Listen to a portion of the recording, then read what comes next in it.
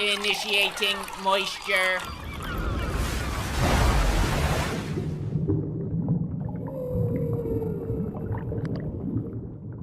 The first season of One Punch Man is an absolute fucking masterpiece in every department. The characters are well written, the comedy lands, the animation is beyond beautiful. Every fight scene in the first season of One Punch Man is truly outstanding, thanks to a lot of the freelancers that really worked on it and put a lot of passion and soul into it, leading to this incredible and very unique, very rare season of anime. Everything about the first season of One Punch Man is beautiful perfection.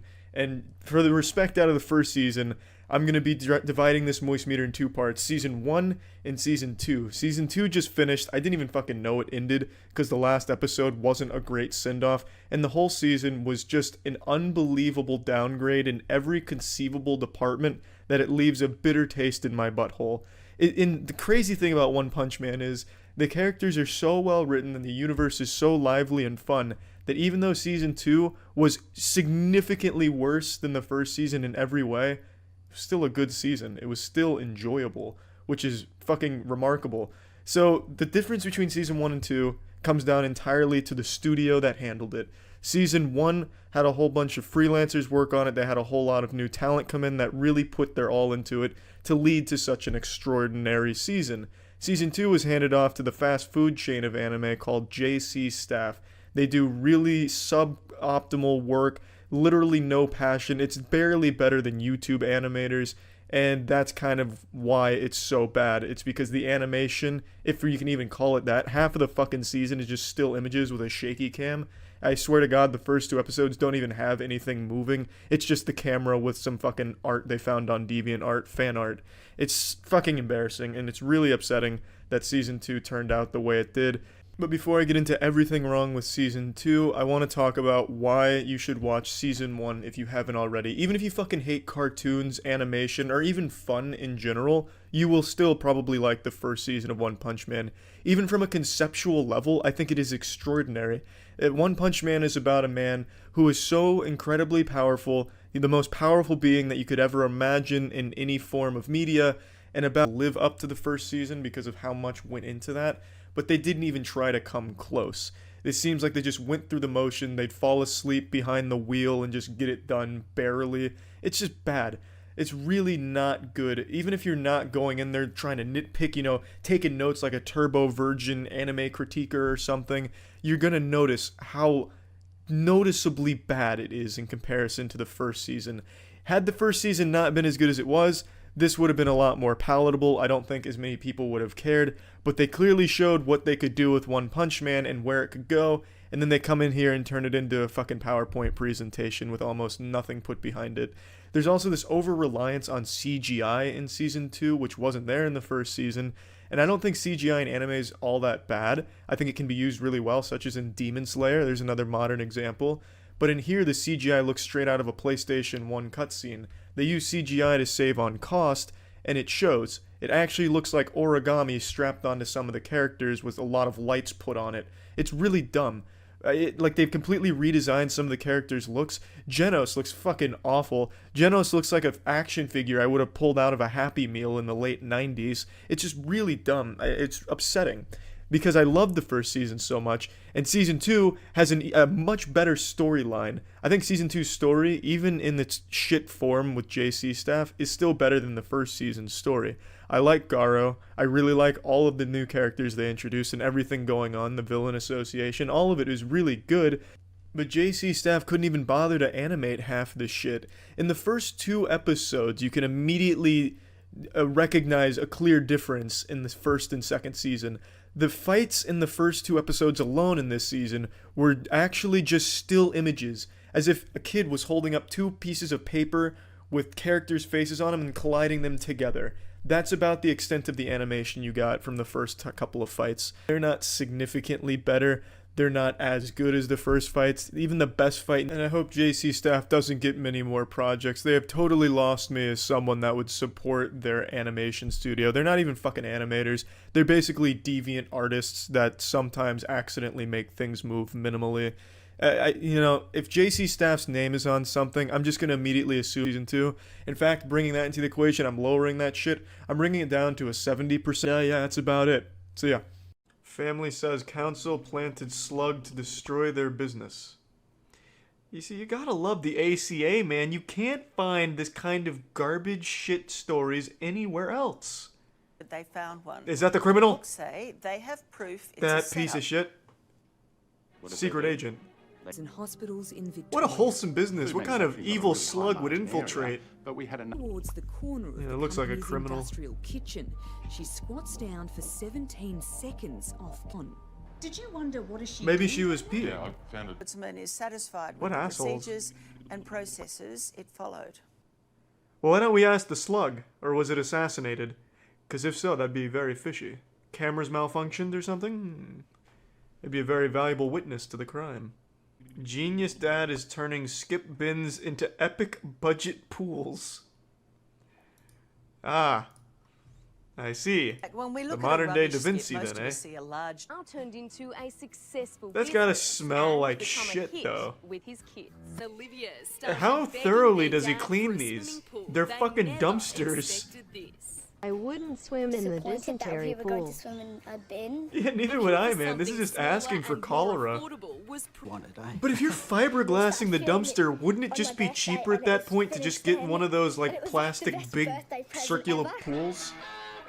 It'd be spacier and cheaper, 3 years and later, not a he can't dumpster. keep the kids out. And then we had a little bit Oh. of extra delivery. Rachel Watkins, who lives Bro, on you property can in get Alice one of those southwest of Brisbane, cheap plastic has pools that serve the same installed in purpose for, like, We love it. $200 It's bucks changed our maybe. lives and really temperature can They break be on the easier? chilly side. You could break one of those plastic pools 10 times over and still not even come up to the cost of one dumpster pool. Furious brides say wedding videos looked like the Blair Witch Project. Now that's a story. That's a fucking story, baby. Okay. I love the Blair Witch Project. And I love the guy behind Ashley it, set if you're up here, quite a Dan. money earner, filming Leaving a trail of broken-hearted brides and It's not a former crime to be workers bad at your behind. job, Christ. Devastating. Making it sound like Should he's a you spend more criminal. time on working He's just on these not things good at his first? job. Yes, I should. Walking down the aisle is so shaky and so disgusting. It's cut off my head, my dad's head, and most of it's focused on my bum. Oh, okay. It's horrible. That's We have no for the first YouTube dates, version, baby. arrivals from Or, our excuse me, bridal Patreon party. exclusive. Amy says she's been Gold contacted tier. by around. She says she's owed around $1,000. Another videographer. So it's tried more to than grab just a bad photos wedding says video. He's also Anyone that's had a refund. So Tegan's actually claimed the refund. She said that she hasn't got any money back from you yet. I have to double check that. I'm pretty sure. No, actually, no. Tegan hasn't claimed a refund. That was quick, you folded on that immediately. I'm not gonna deny that. Yes, I am. They look at this and then, Well, what if we he's not very good at We got the scamming. opinion of videographer Dor, who runs the Tegan actually accepted it. No, she didn't. the videos Ah, that you're I've right. seen Yes, were no, she didn't. completely That took a big chunk of our budget because that was something that we really wanted to have forever to show our kids and our kids' kids. You can. And he's taken that from us. We can't get it If back. they want to see their Do you mom's think that ass you in a could wedding do us a dress, huge you've got them favour covered in and get this droves. back to those ladies? Got Is it time ample to put the footage. camera down? Yeah. Wholesome dub. my PP sounds like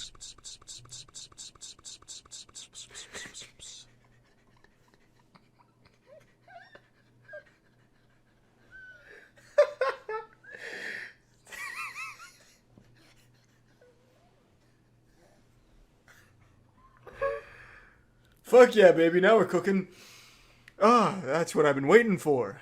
Now my engine's revved. You don't have anything to say to these people. He's just going to chase me up the street.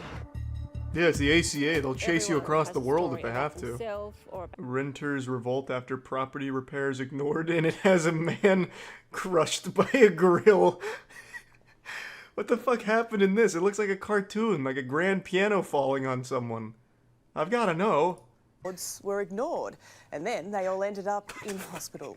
Who took pictures of this instead of helping the guy? My kids had fallen through. Oh god, you got hit by a grill that fell from the second story? Alright, hold on, stay there. That I was the one that had to be injured. Tinder all of pic. these injuries would have been avoidable. back. This is what happened to Chris What the Deaton fuck when happened? his deck finally gave out as he was moving his barbecue. Like Helen, he had also That looks like Final previously Destination. complained. You know, it's sad what's happened to them, no doubt about that, but this grill one, I don't get it. he was moving his... Like, this picture is taken from inside of his house, looking down on him. Like, it's not a security camera. So who the fuck? Bro, take a picture of me. I'm gonna put my grill on my on my hip here, so it doesn't hurt too bad, and then just snap a quick one, and then get it from the other side, because then they also have a different angle. Yeah, and then go around the outside and take a picture of me with the... Like, come on, man. But yeah, if he did get hit by a rogue grill blown in from a tornado, that is absolutely rough. No doubt about that. Yeah, maybe ACA staged that. They had the camera crew inside and they like loosened everything on his balcony. So then when he stepped on it, it just collapsed and they immediately started snapping photos while he was unconscious. I'm not exaggerating with the title. This is an honor I don't bestow upon things willy-nilly. I think most of you know that. For me to claim that something is the worst I've experienced in whatever category, that is an honor that is extraordinarily rare. It's like being knighted by the Queen. To be the worst movie I've ever seen, you have to move mountains.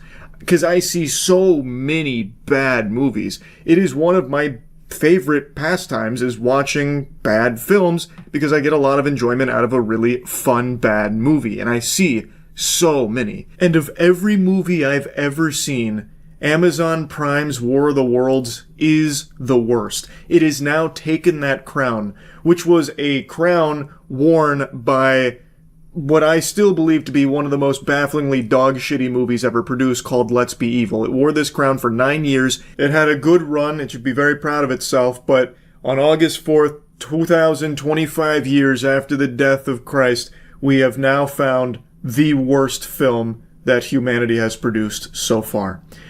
I wrote down a lot, so we're going to really dive into the spaghetti and the meatballs here. Spoiler warning. Don't think you should care about spoilers, but they're there anyway. I really am not exaggerating with how unbelievably horrible this film is. And it's not even like it is objectively the worst thing film has ever been used for. Like, there have been worse productions, but this is an insult to the entire medium of making movies. It's not a movie. What you're watching is one big ad for Amazon. War of the Worlds is a property that's somewhat sentimental to me, and to see it bastardized and perverted into this homunculus that Amazon molded it into is nothing shy of criminal. If aliens truly did invade this planet and exterminate every single one of us, not even they could wipe the stain of this film's existence from the galactic tomes of time. This has been so catastrophically abominable that I think just the existence of this film has set our species back hundreds of years. It is unreal that this even got made. And I looked it up. Apparently this was made back in like the pandemic, so like in 2020, and they just squatted on it, kegeling it in their colon for the last 5 years, and then just randomly decided to drop it now. I don't know why. It should have just stayed there. They should have buried it. This should have never seen the light of day. This is a tomb, a sarcophagus we should have never opened. So War of the Worlds, I'm being very literal, is an advertisement for Amazon. It's an affront to the entire art of making a movie. Anyway, let's go ahead and cannonball into the pool here.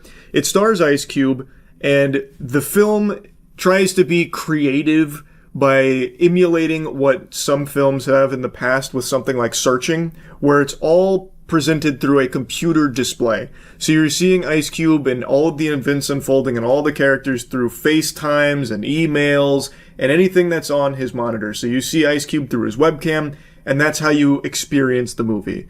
It was a clever gimmick when it was used in Searching. In here, it's just really annoying.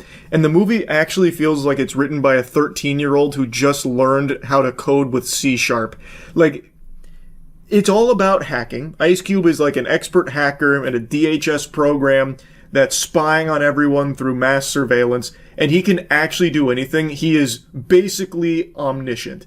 He can hack every possible atom on this planet, and he can see every nook and cranny of this world through computers and drones and even just air itself, it seems like. There is nothing that escapes his gaze. And the film, what you'll notice right away is it looks terrible atrocious. And I don't mean that by just big budget standards. I mean by even like indie and student film standards. The visuals here are so bad. Look up any scene from this movie, probably even in the trailers. I haven't bothered to check the trailers. Lord help us. I can't imagine consuming more of War of the Worlds beyond what I've already consumed here from this. But like, look at any scene from this film, like when the aliens are present. It really does look like this was thrown together in one afternoon. It looks like previs. It looks like Sonic the Hedgehog before they redesigned him. Like, it is just hard to look at. Like, it's painful. It looks like PlayStation 1 cutscenes used to look. I cannot believe that they actually gave this the green light to be viewable by us. I feel dirty for watching it. It's so incomplete looking. I don't even know how you make movies look this bad in this day and age. Like, even just your stock assets that you can just freely use look so much cleaner than everything here.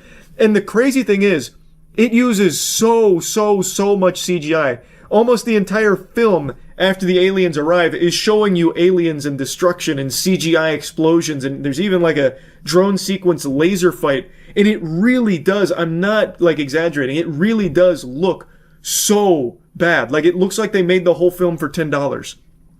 Like, they just hired a couple of people from Fiverr and gave them a week to work on it. That was the deadline. I don't know how they could possibly achieve such bad visuals. And this is an Amazon Prime movie.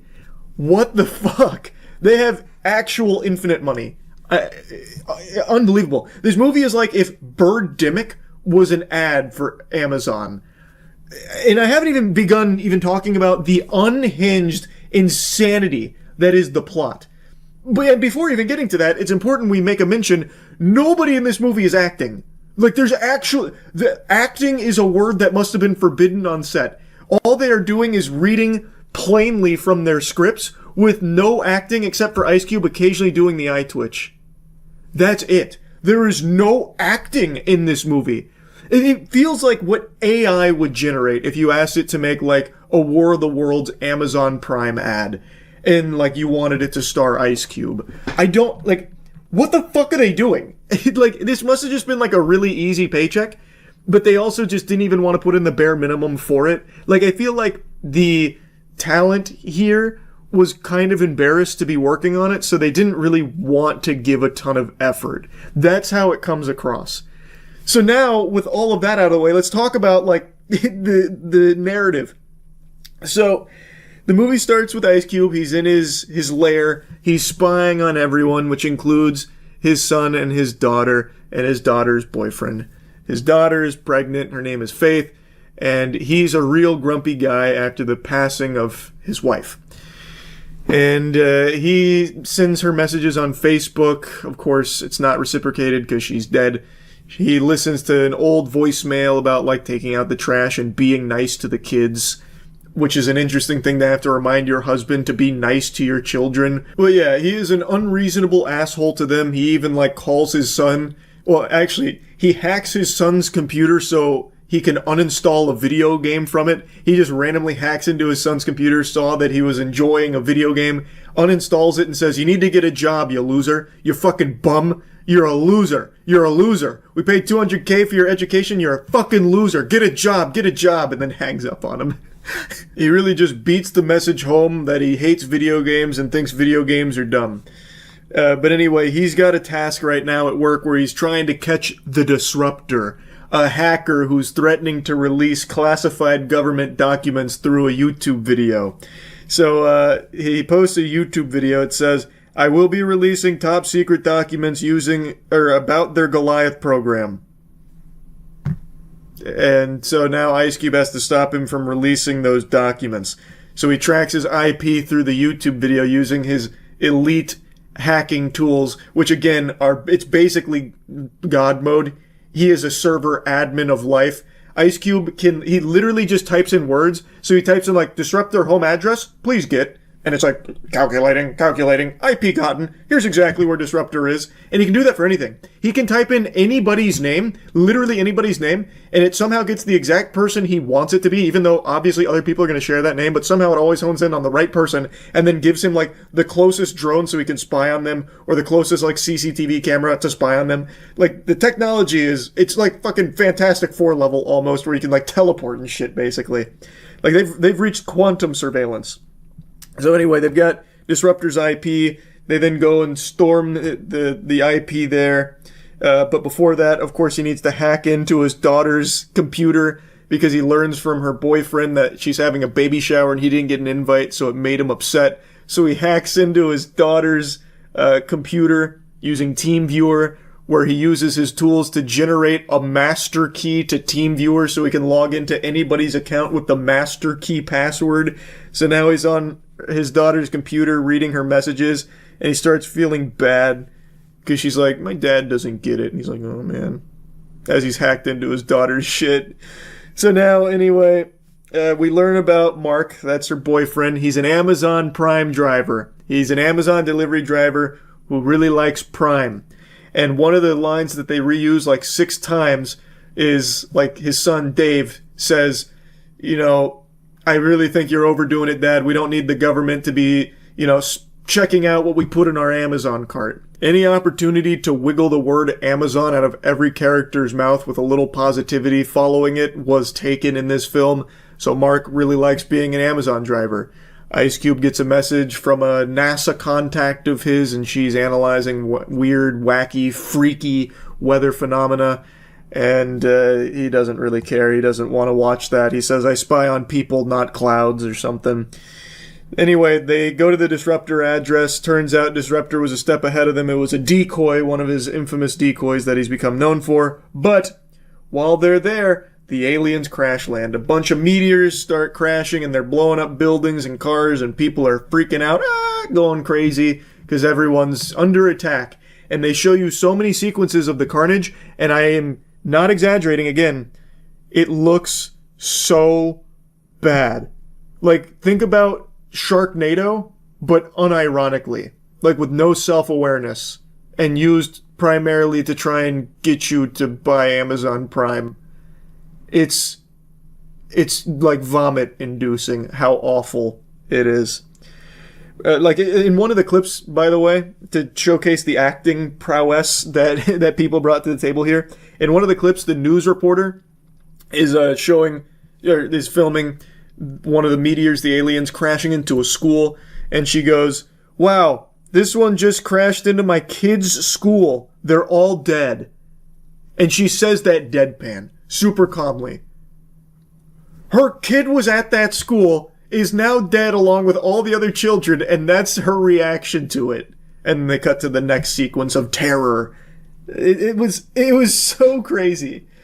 But anyway, now everyone's in a panic, so Ice Cube's getting called in by the government, the president, everyone, all the moving pieces, and they all do it through Zoom, a Zoom call, so that way we can watch it, because that's how we're experiencing this film. We're a computer screen, basically. So anything on there we see, and everyone is always FaceTiming and on Zoom, which is probably the least efficient way they could be communicating, but they're doing it for our pleasure, not efficiency.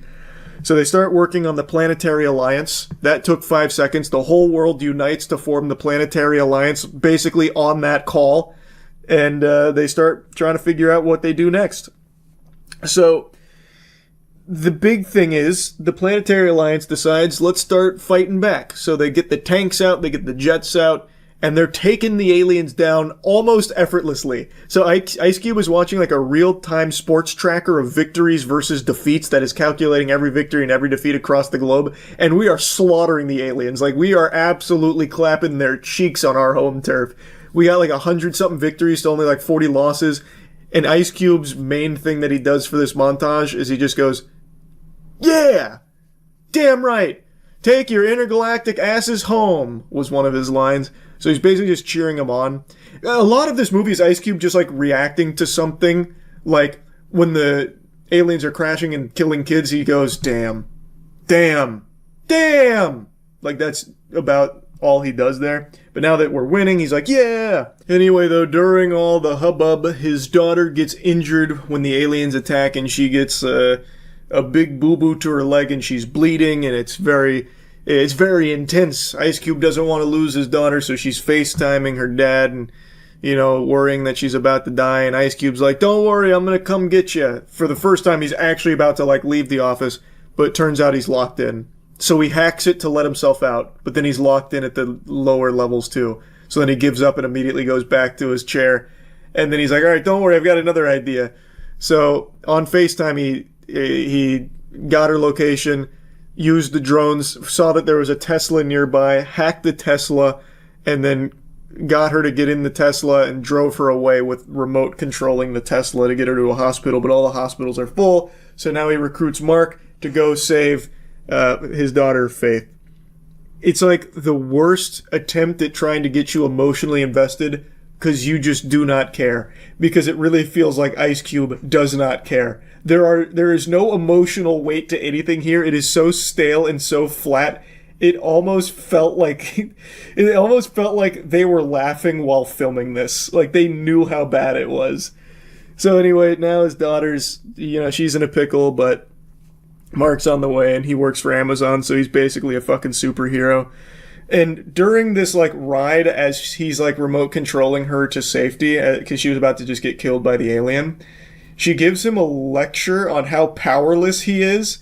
So he's, like, apologizing for being a bad dad, and she's like, oh my gosh, who ordered the Yappuccino? Jesus Christ, old man, you just don't get it. After Mom died, you thought you could save her, and then you thought you could, like, save the whole world, and then you thought you could save anybody, but you can't. Get it through your thick skull, you can't save anyone, you are powerless, move on. And she drives that point home as he is literally saving her life.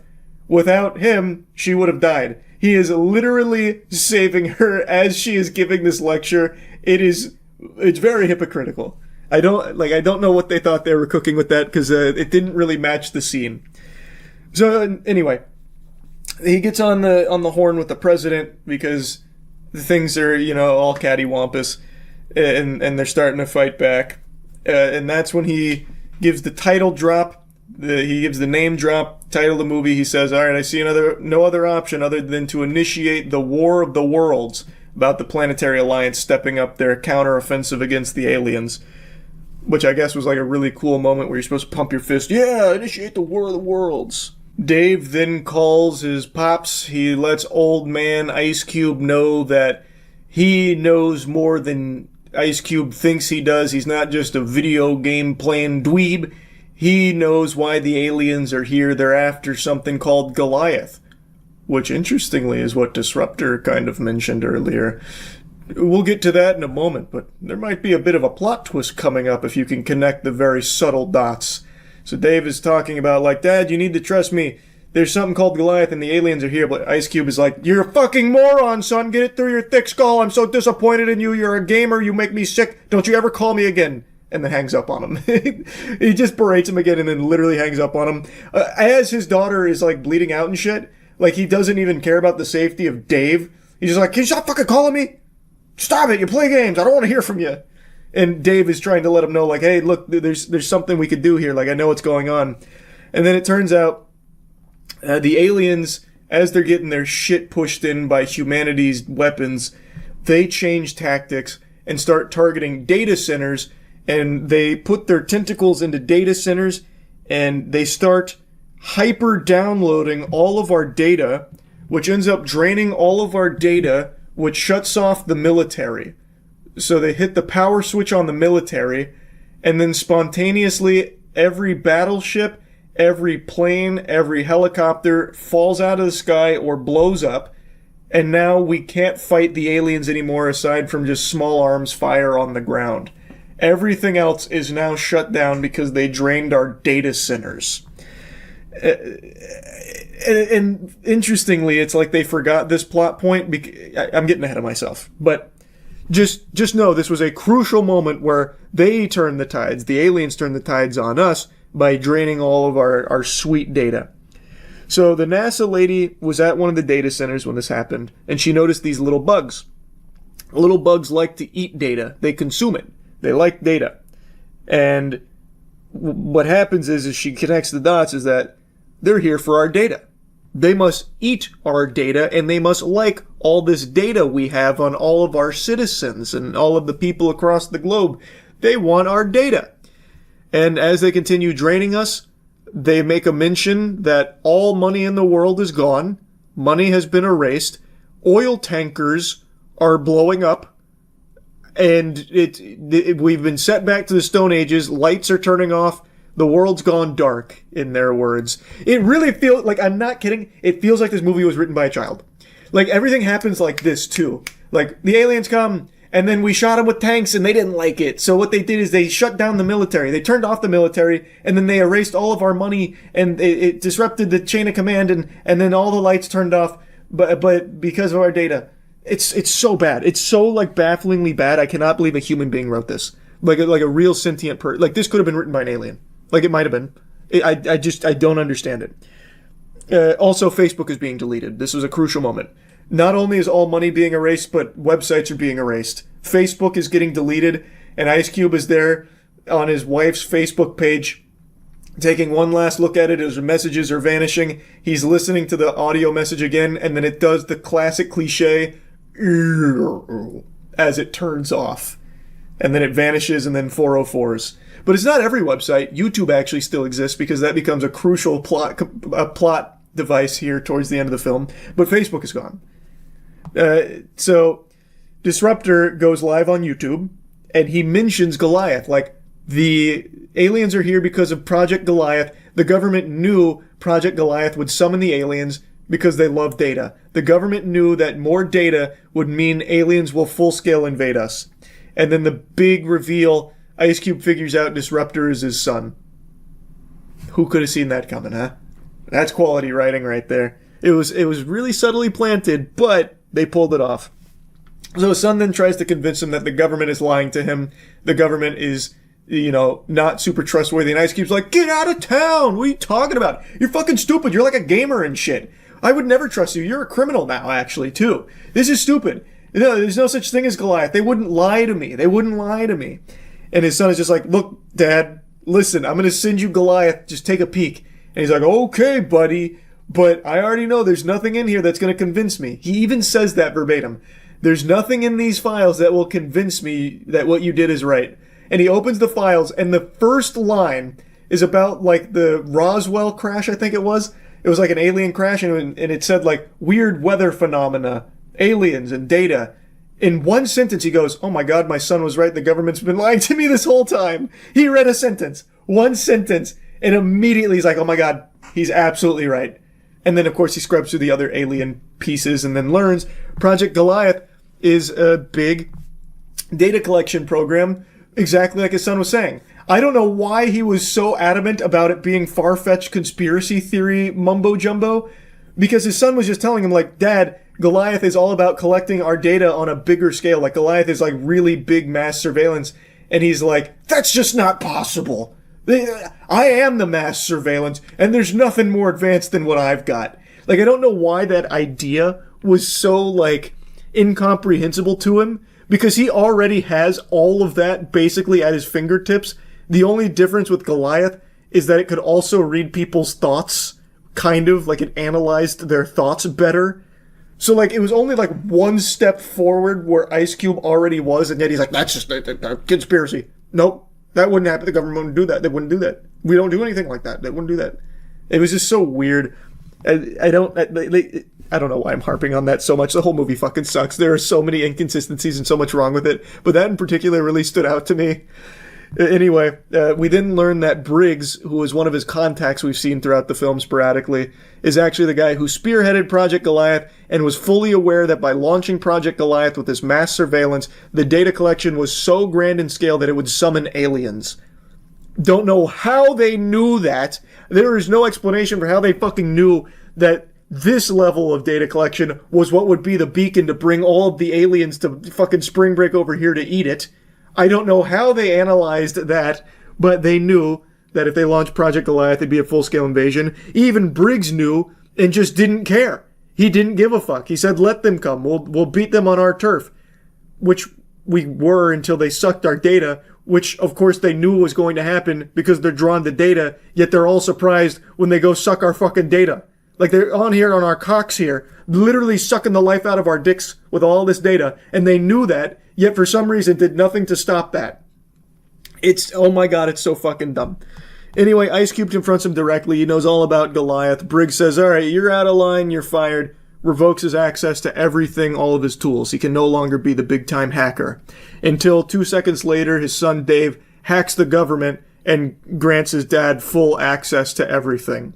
And then they team up. And now they're both disruptors. So they come up with a plan to make a rabbit virus that will poison the data that the aliens are eating, thus poisoning and killing the aliens. But they can't do it alone, so Dave brings in his hacker friends, the Disruptors, and we meet the other elite hackers, like Code Crusher and Starfire.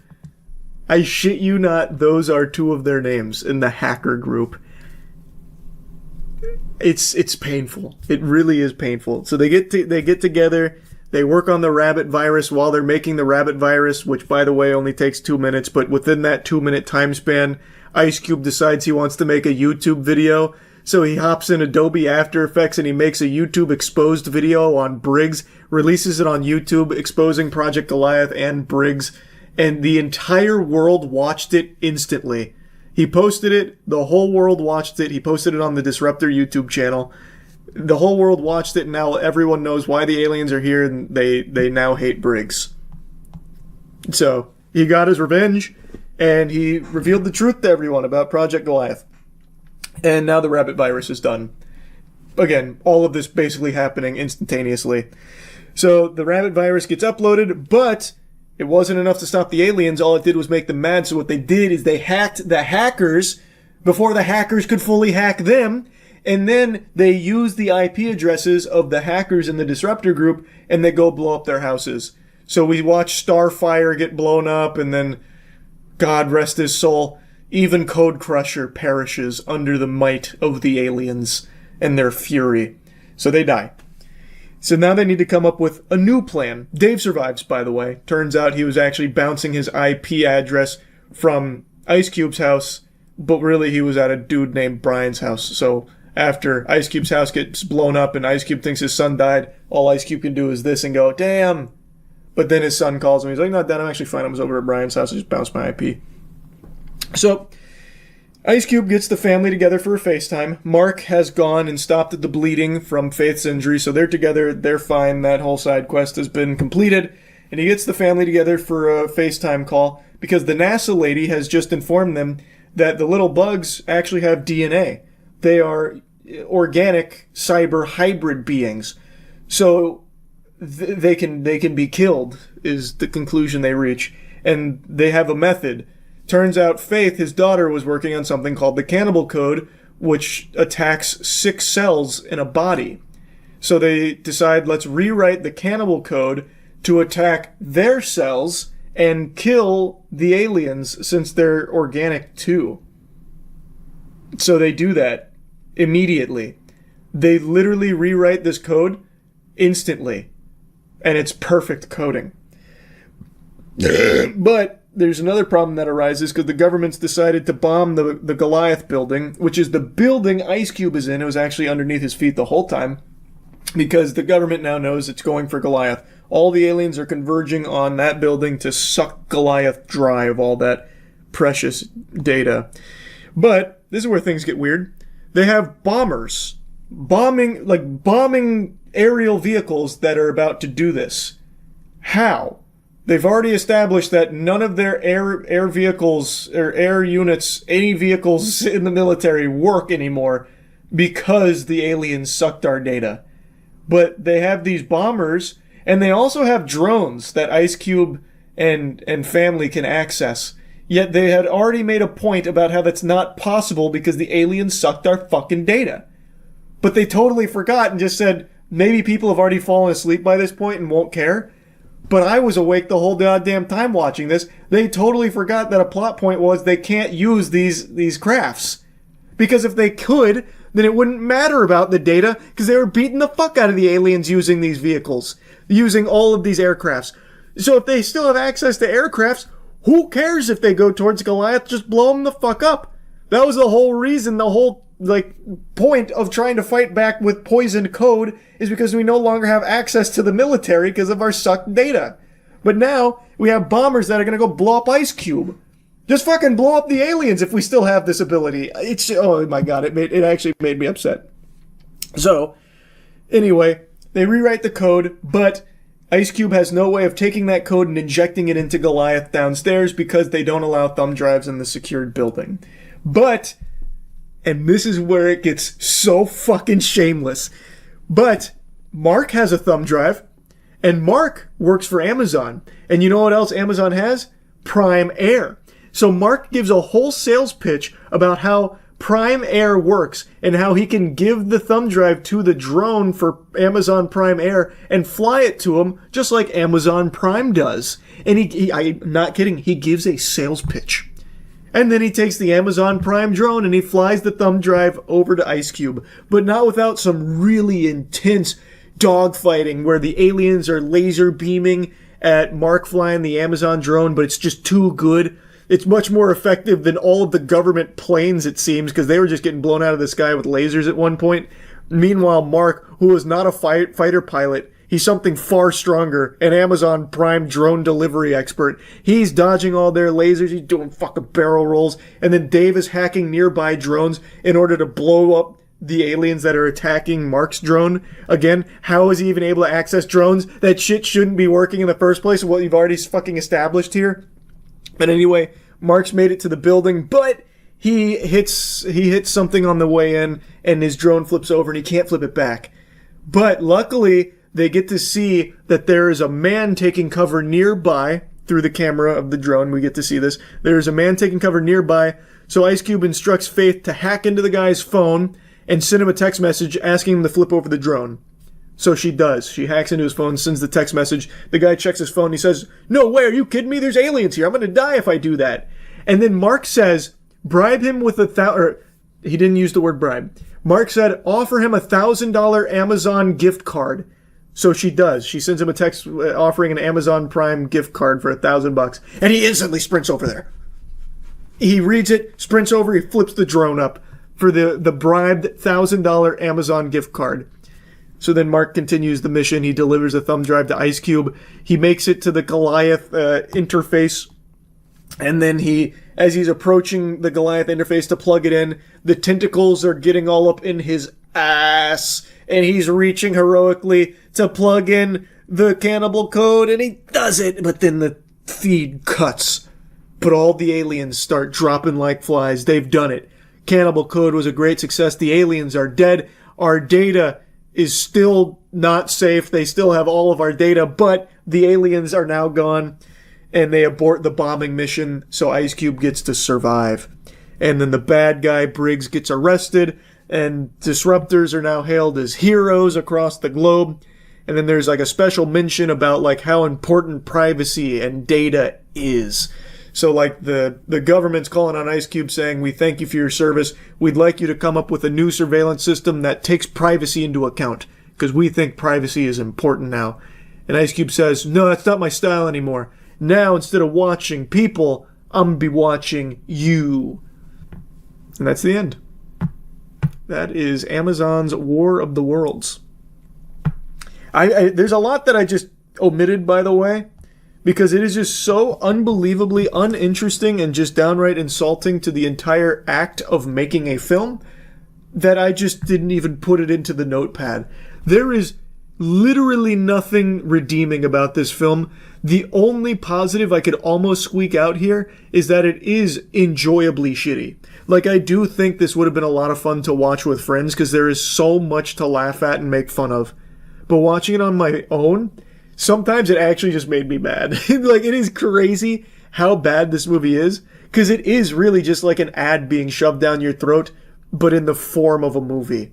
Like, I do actually think that this is probably the start of where we see advertising go, where they disguise movies as ads. Like, they've already made this huge push for AI-generated ads, like, across the board. I keep seeing that pop up. I think they will also use AI to AI-generate movies that are actually just ads as well. It is just incredibly bad. That's really about it. It is the worst movie I've seen. See ya. I just saw a very wild clip. Politicians are no strangers to weird takes, but what Ted Cruz just said is so shocking. I actually can't believe this is real. I double-checked if this was like AI or like a bad lip-reading video or something dubbed over. It's not. He said it with his whole chest. Senator Booker also said we should have bipartisan agreement. I think that's a great idea. We should have bipartisan agreement. How about we all come together and say, let's stop murders? How about we all come together and say, let's stop rape? How about we all come together and say, let's stop attacking pedophiles? I want you to look at what happened when the National Guard went to D.C. What in tarnation? Pardon me? Can we roll that back, put it on the Jumbotron, please?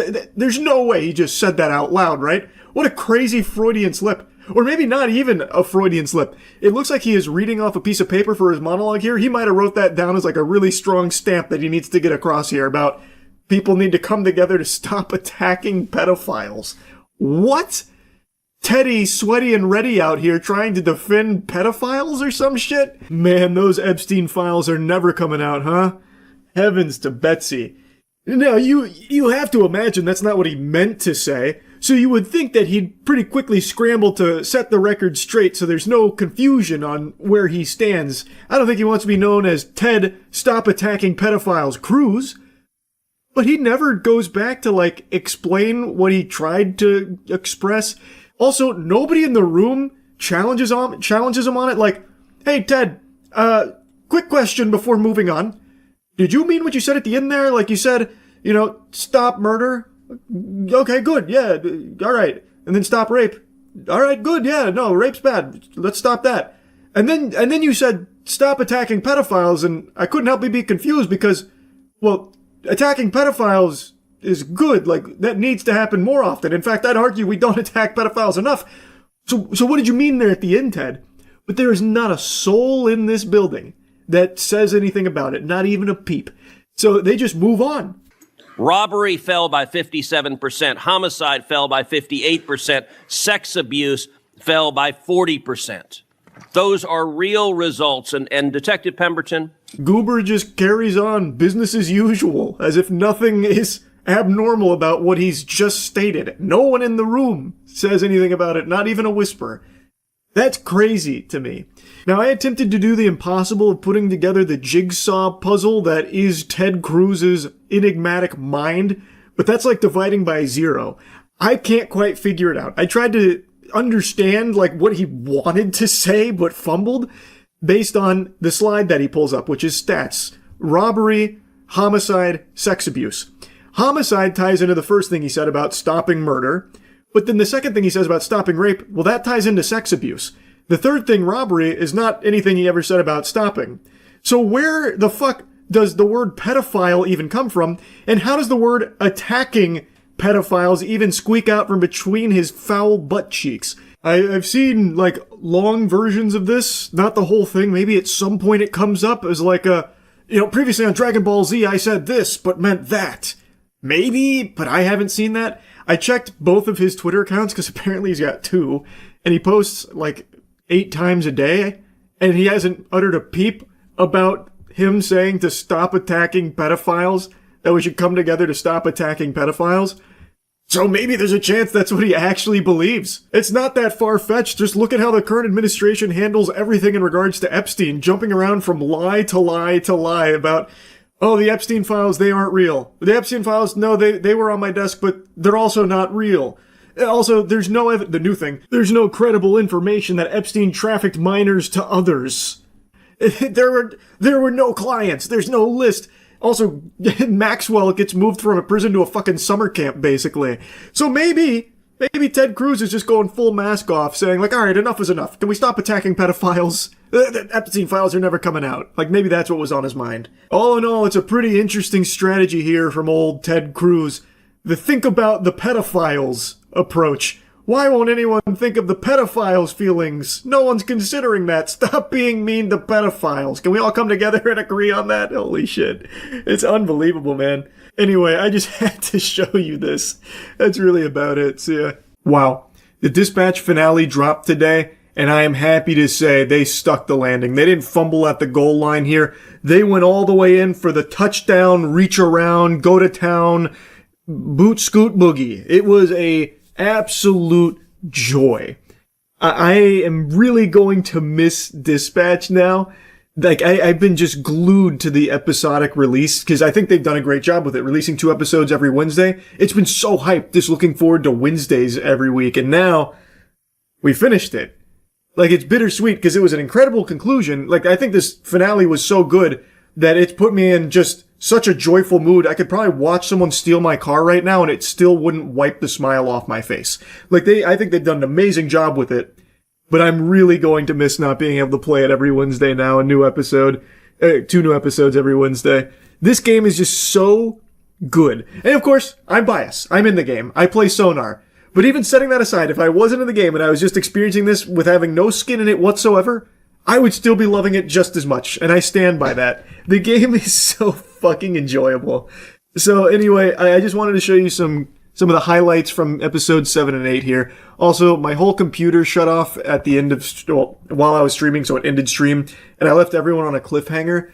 But what I was saying before my computer crashed was, what I really hope doesn't happen is that Ad Hoc goes the way Telltale did back in the day. I don't know how many of you remember this, but the reason Telltale games' quality declined so much, at least in my personal opinion, is because I think they were just biting off more than they could chew by taking on so many projects at once. They were releasing what felt like a new Telltale game every like 8 fucking months for like a ton of IP.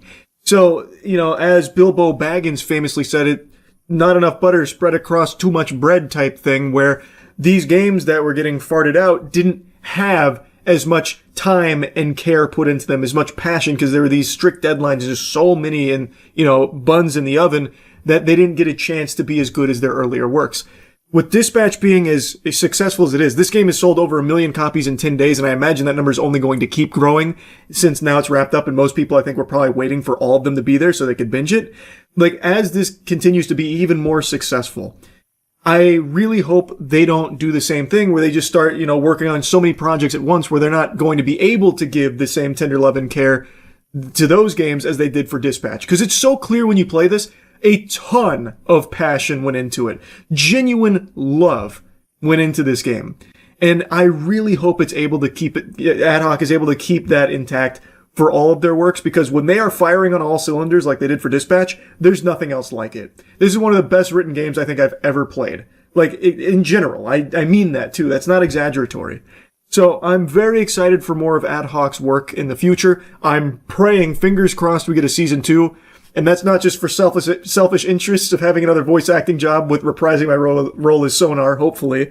But I just genuinely want to play more in this world that they've built. I want to spend more time with these characters. It is that good. Anyway, though, if you want to see my whole playthrough, it's on the Moist Critical Gaming channel, but I just want to give you some highlights here, and mainly a lot of Sonar moments. Invisigal suspended, obviously, but... You didn't really do anything wrong. Consider cutting her from the team. I'm not saying you should. I'm just saying you should consider it. It's 100% your call. Can I get back to you? I really don't want to think about it right now. Of course. Yeah.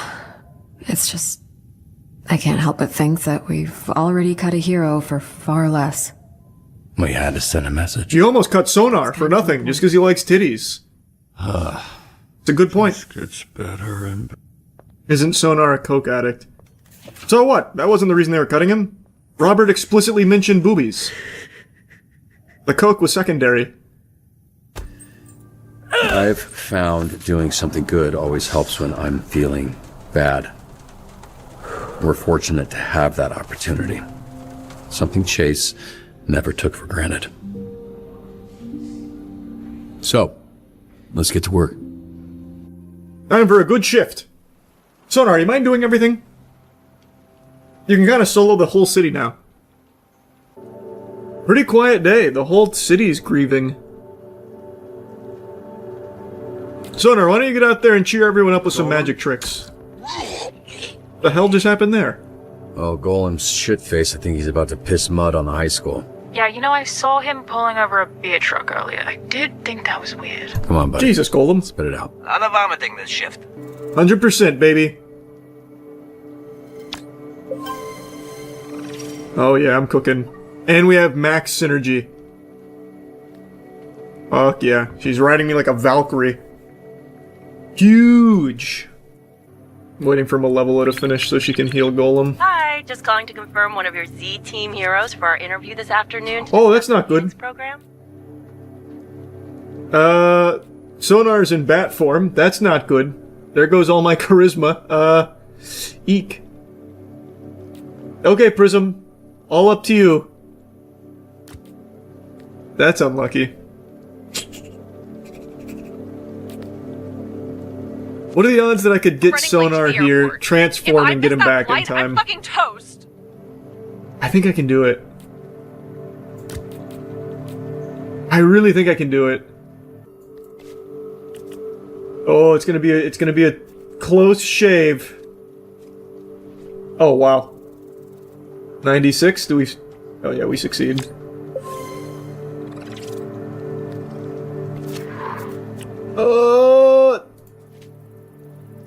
Hold on. Actually perfect. Literally perfect. Am I the biggest brain dispatcher in the business? Holy shit. Actually immaculate. Wow. Hello? Truly built different. Is this thing working? Shit. Sorry, Robbie. I zoned out there for a second. Yeah, that makes sense. Alright, talk up the reformed villains. Something only Sonar is capable of doing. And that's how it's fucking done. We want her out. We basically took a board vote. That's why we're in the boardroom. She shouldn't have done what she did. I think she should go, sir. Boss. Robert. I don't want to kick her out, though. But I want to go Blonde Blazer. All in on Blonde Blazer. Just me. What you didn't know was what Chase was willing to put on the line for you. And so please don't throw all of that away by walking away from this. From us. They're right. I don't deserve anyone's forgiveness. Anyone's help, anyone's love. Because I can never repay it. Nothing I do will ever make up for what I've already done to you. I'd hoped getting the astral pulse back would help. Oh, the theory was right. I couldn't even do that. She was with Shroud in the beginning. Oh, anyone, anything. Okay. 100%. Least of all me. I was there that night. Yep. What are you saying? Even blue. My augments conveniently stopped working. So I signed up for the Phoenix program the next day. Which gave me the chance to fuck your life up twice. Yeah, I'm kind of over it. Say something? Yeah, it's all good. I forgive you. Water under the bridge. So there. Will you fucking chill out now? You can't fucking forgive me? You haven't even, processed what's going on. You did villain shit while you were a villain. Does it change things that you directed at me? No, it doesn't. That's in the past. You're not the same person that was there that night. Neither am I. That's sweet, but I feel numb. Hey, stop. Hey, you put a bomb on me and I'm fine. I don't really care. You gotta making a big deal out of nothing. I'm not You know what I letting mean? anyone cut you. Yeah, you fucked up my suit, but then I made good friends with Roy. The same way you look at Blazer. That's right, Even though. if it was just once, you know? That'd have been enough. I don't know what you mean by that. Yes. You do.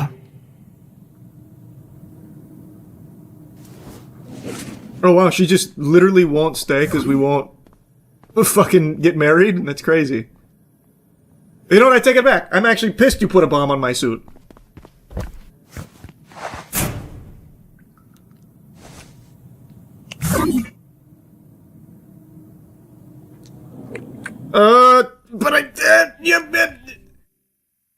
If I lean in, do I lose the blazer route? I mean, we're not exclusive or anything yet, right? There's still a grace period. We're still feeling each other out. But I don't want to lock into a route. I'm pretty sure if I lean in, though, that locks me out of the blazer route. I'm almost positive that it will. I just have a hunch. Or, if this fucks me in both aspects, I'll just have a virginity playthrough. Which is also pretty cool. Then I'll unlock superpowers of my own. Fucking cum max, or, what is it? Cum holding? What the hell is the name of it in the community? I forgot. I'm committed to the blazer route. I feel like leaning in would lock me out of it. Retention, that's what I'm talking about. Yeah, retention maxing.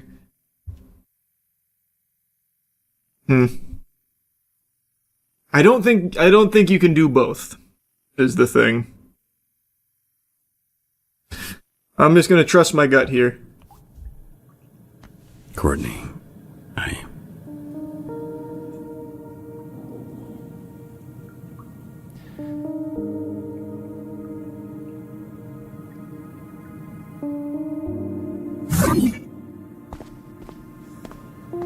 I'm trusting my instincts.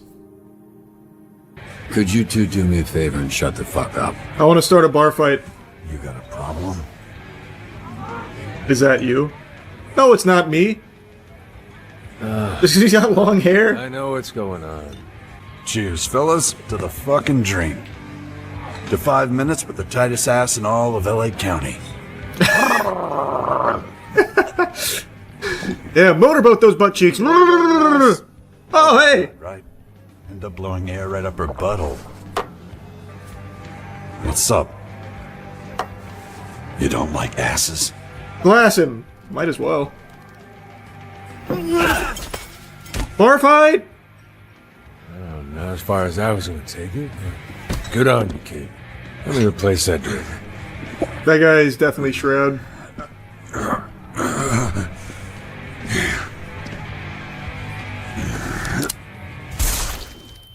Holy shit!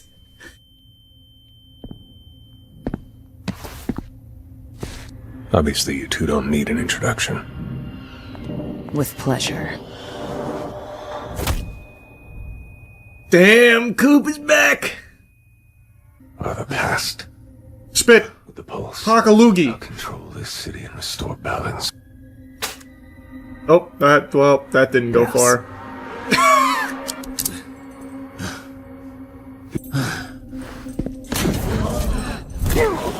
Nice kick, Sonar. You're not Sonar. Hey, Mandy. Oh. And by my calculations, it was closer to 32%. But half sounds better. Dweeb. Nerd. I saw under your mask. I know you're a loser. You should know I was going to take you to the actual Hollywood sign. Not as sturdy as you.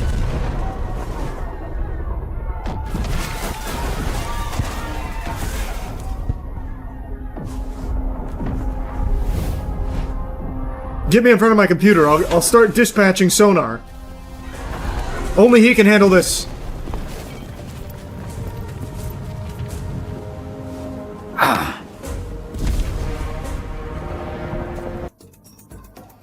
Keep 'em coming. This is 6 verse 5, right? Literally every fucking day. Alright, we gotta send everybody out there to rescue Sonar. We can't take a chance of not having Sonar. Go get him! I get in where I fit in. There's even Bring my boy back! burn this shit to the ground. Sonar's off the bench. Trainees are pissing themselves. Can someone help me out? Oh, join Sweet Talker in reassuring the trainees no one should die? I mean, that's just Sonar solo, right? Like, I don't need anybody else, right? Even with low morale, I feel like Sonar solos this. But maybe I should just do this to be safe. Nah, if Sonar can't solo this, then they don't deserve to have a good pep talk. Oh, easy Sonar. Ease nerves with a red ring roast. Yeah. Don't mind if I do. Alright, gang's all here. Some of you in worse shape than others. Flawless run. I moved their Mecha Man suit to the rec room. Here. Take this.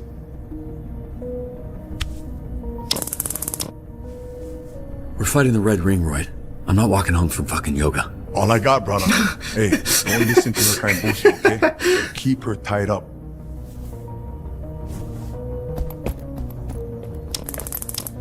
I got some pepper spray you can borrow if that's not enough. Thumbstick. What? It's his name, because he sticks you with... They're all fucking idiots, Robert, but they're dangerous. I'm not fucking around to untie me. He looks stupid, but he is a killer. You don't have powers. You need my help. Just let me help. Please. I mean, yeah, I literally can't go it alone. Alright. Like, legitimately, I can't. Like, I can fight in a bar fight. What are you... I'm looking for... But I can't actually fight these people here. What did he do that for? Oh, I fucking wonder, Vizzy. Why would he lock up his tools around invisible criminal thieves? Robert! Oh, thank you. Just go get the gun! Oh, God, thank you. I wish you would have let me choose. I would have grabbed the gun. Oh, no, I got piss all over me.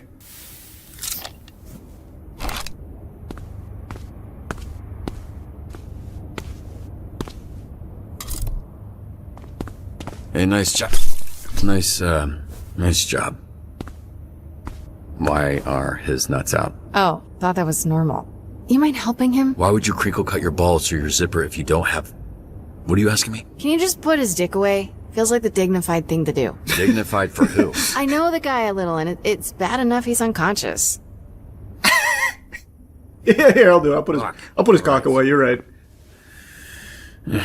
Piss everywhere. Thank you. That was very decent of you.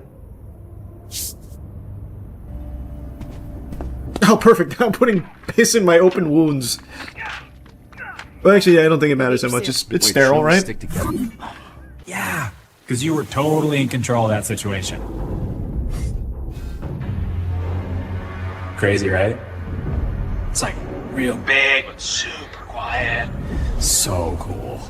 So fucking cool!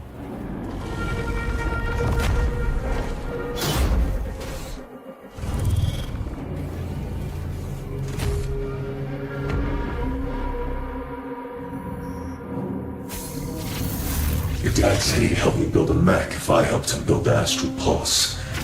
Just another promise he didn't come through on. That's what this is all about? You needed it to power your stupid spider shit? It's not stupid. Come on, kid. Using the pulse to power a mech is like plugging your cell phone into a nuclear reactor. No. I'm gonna use the pulse to change the world. That plan is gonna be hard to pull off after I kill you. Fuck! JoJo's Bizarre Adventure Part 2. They don't like that.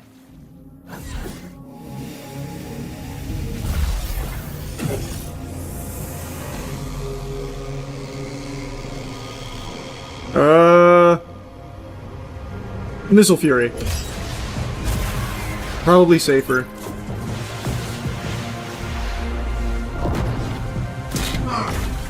Alright, I chose wrong. Ah, fuck!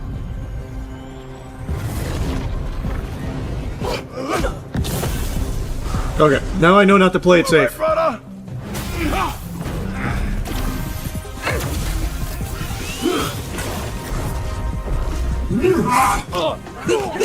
Oh, he's not punching nuts anymore. The cross body block, that's my boy.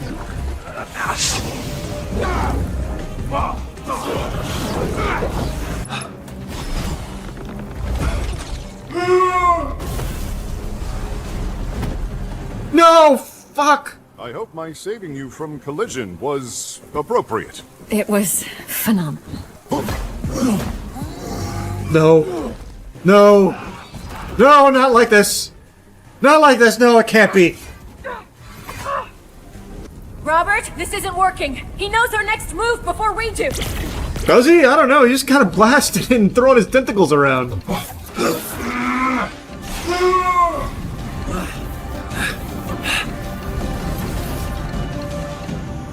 I've never been more insulted in my life.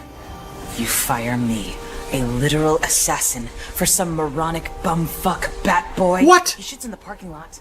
Did you know that? Ask the cleaners how much guano they come across. I'll apologize. Look. Help us stop Shroud and earn your spot. I don't remember any of the lines I did for Sonar in this position. I remember some villain lines, but I don't remember like a climactic.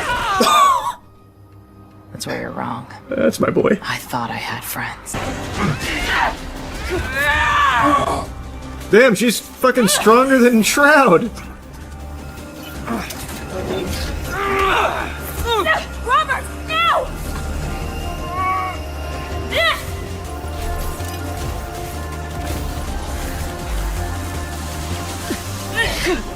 Oh, shit.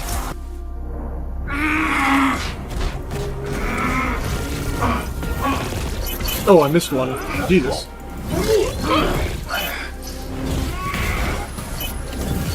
Oh, it's like Osu. Fuck. He wasn't letting me move in that direction.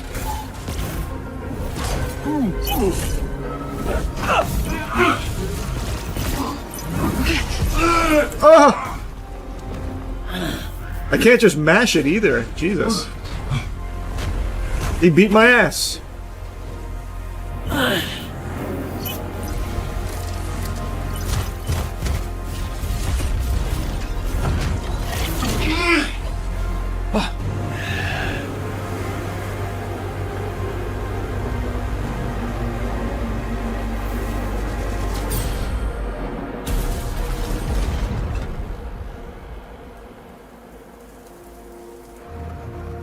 Shroud's got a new suit now? What the fuck? How long was I out? Blazer. You're the only one I told about my amulet, so I figured he wouldn't see it coming.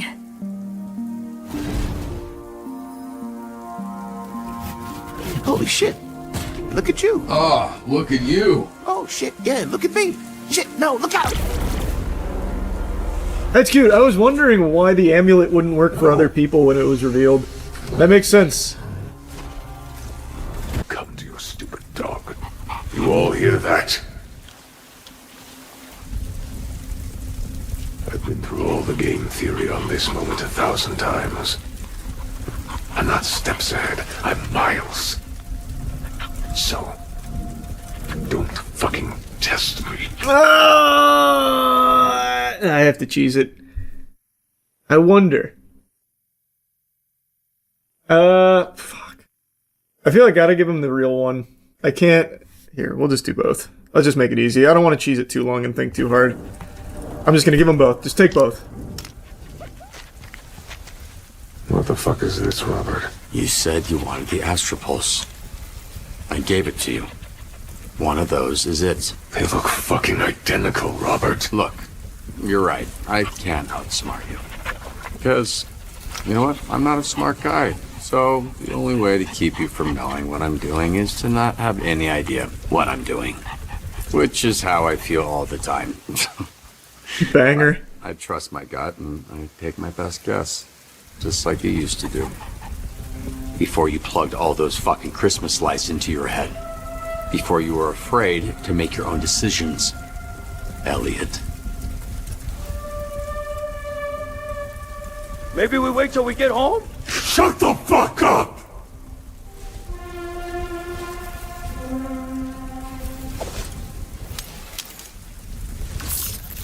Fuck you.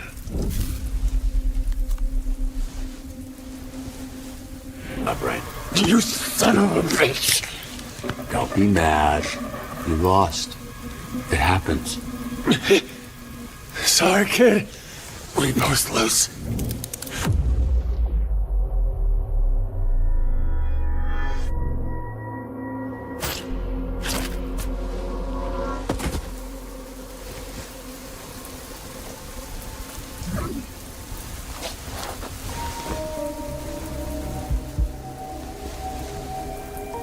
I guess I can still be surprised.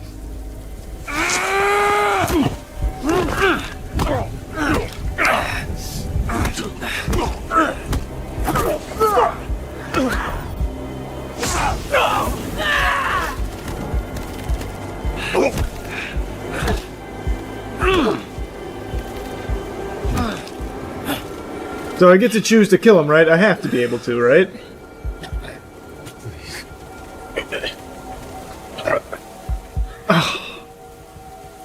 I mean, am I getting... Okay, I hate cheesing it like this. These are tough decisions. It's not a tough decision. I want to kill him. But does Blonde Blazer no longer want to be my wife anymore? Does she end up being afraid of me? That's the only reason I'm thinking. Or does she find it be cool? Like, I want to execute this man. But do I miss out on love? That's the only consideration. It's the easiest choice of my life, killing this guy. But we have to think about the long-term ramifications. Fuck.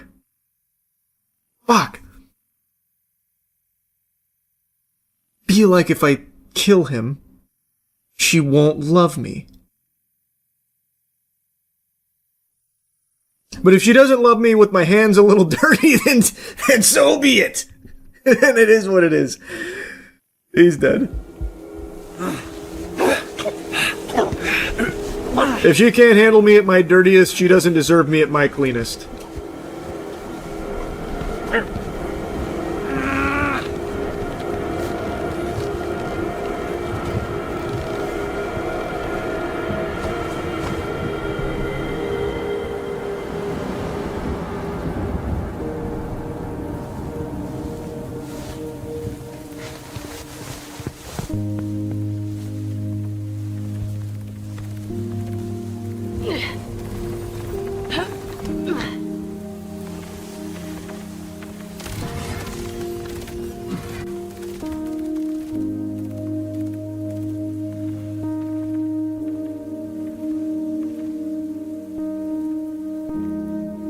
Oh, wait, what the fuck?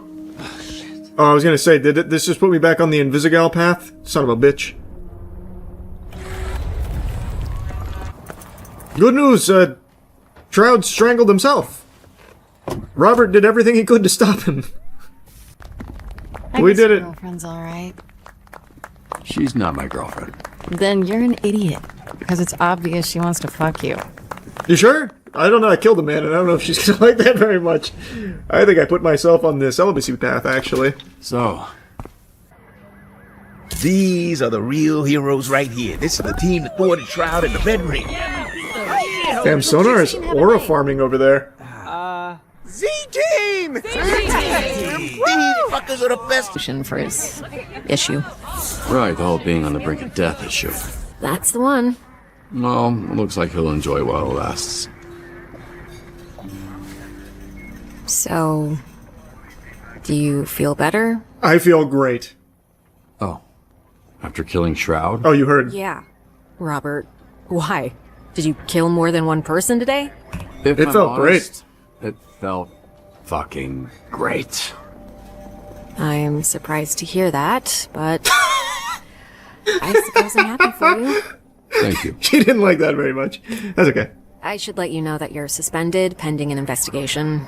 Just a formality. Getting ambushed by Shroud and the Red Ring? Yeah. Was that too weird of a way of asking if you wanted to make out later? No. We did it! It was perfect. We're getting married right now. Trackstar, come officiate this wedding. I killed a man today. Everything worked out. Let's be careful with your dispatch. How cute. Whoa. Okay, instantly painful, actually. That was such a banger of a game. Holy. I thought it was going to end on a cliffhanger. I did not see how they were going to wrap it all up satisfactory in 2 episodes, but they did an incredible job with it. That was so fucking good. Oh my god, that was so good. Oh, so if you don't support her is when she goes the villain route. Got it. Only 25! Oh my god. Only 24% of players made the right choice? What the fuck? That's crazy, actually. What? No, there's no way. Imagine you have like a 10-minute villain monologue. Yeah, imagine. Alright, let's see. This is the villain route for Sonar. Let's see how I did.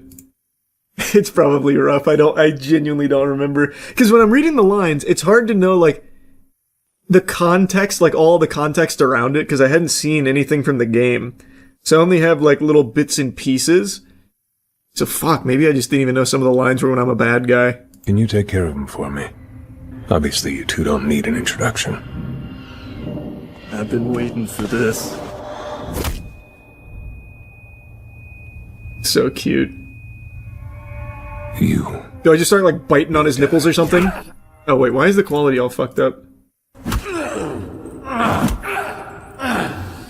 Fucking haymakers. Isn't working.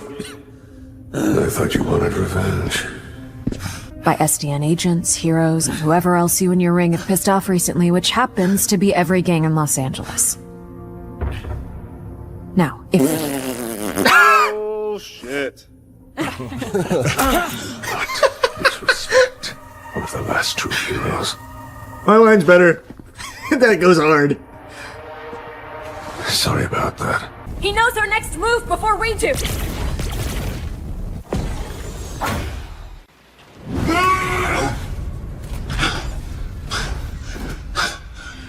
Robert Robertson returned.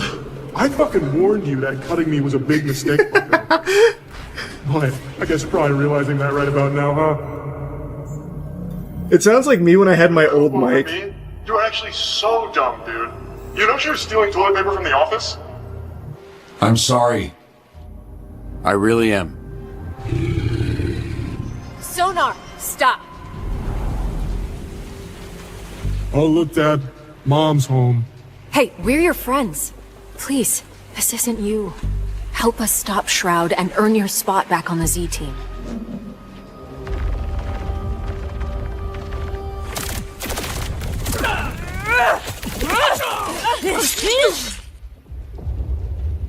No, I don't think I will.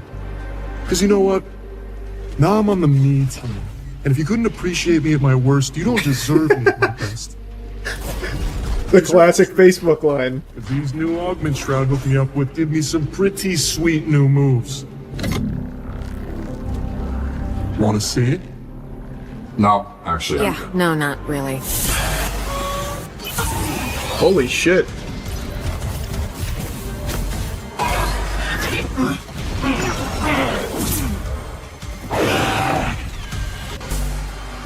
You also say that when you kill Shroud. Really?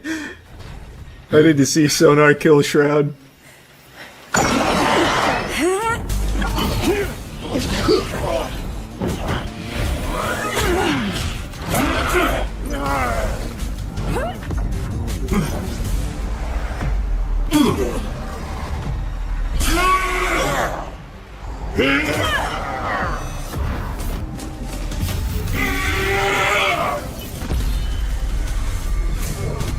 I think I like the underground fight more.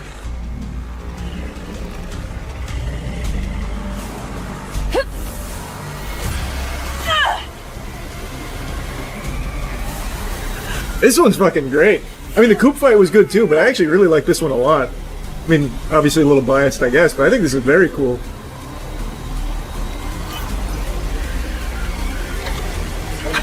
That's perfect.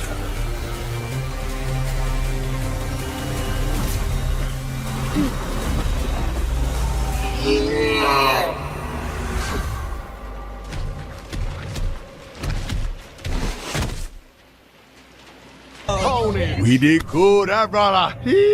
Z-Team saved. Damn, he didn't do he didn't do whatever path leads you to Sonar killing him. Choke damage, but I don't care. You ever think about getting out in the field and being a hero? Not my thing, bro. I like the work I do. I'm good at it.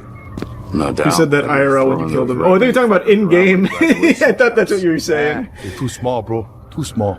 No joke, I started to feel bad for them. It was mesmerizing. I was like, holy shit, what are the odds? Yep, that was a fun scrap for sure. I see. You mean like the actual Charles White said that line when I killed Shroud in my playthrough as well. Now I see what you're saying. Isn't that crazy, huh? I didn't even register that. It's saying Sonar, remember that makes me think we're getting a season 2. Well, you could say that about like the Blonde Blazer will remember that, about how good it felt to kill my father, that kind of thing. But as far as I know, there is no season 2 plans as of now. But like I said, I feel like there's no world they don't come back to it with how successful this game has been. There's no world they just leave it at 1 season. It's too big not to. And they leave it perfectly open-ended for more. There's no doubt in my mind there'll be a season 2.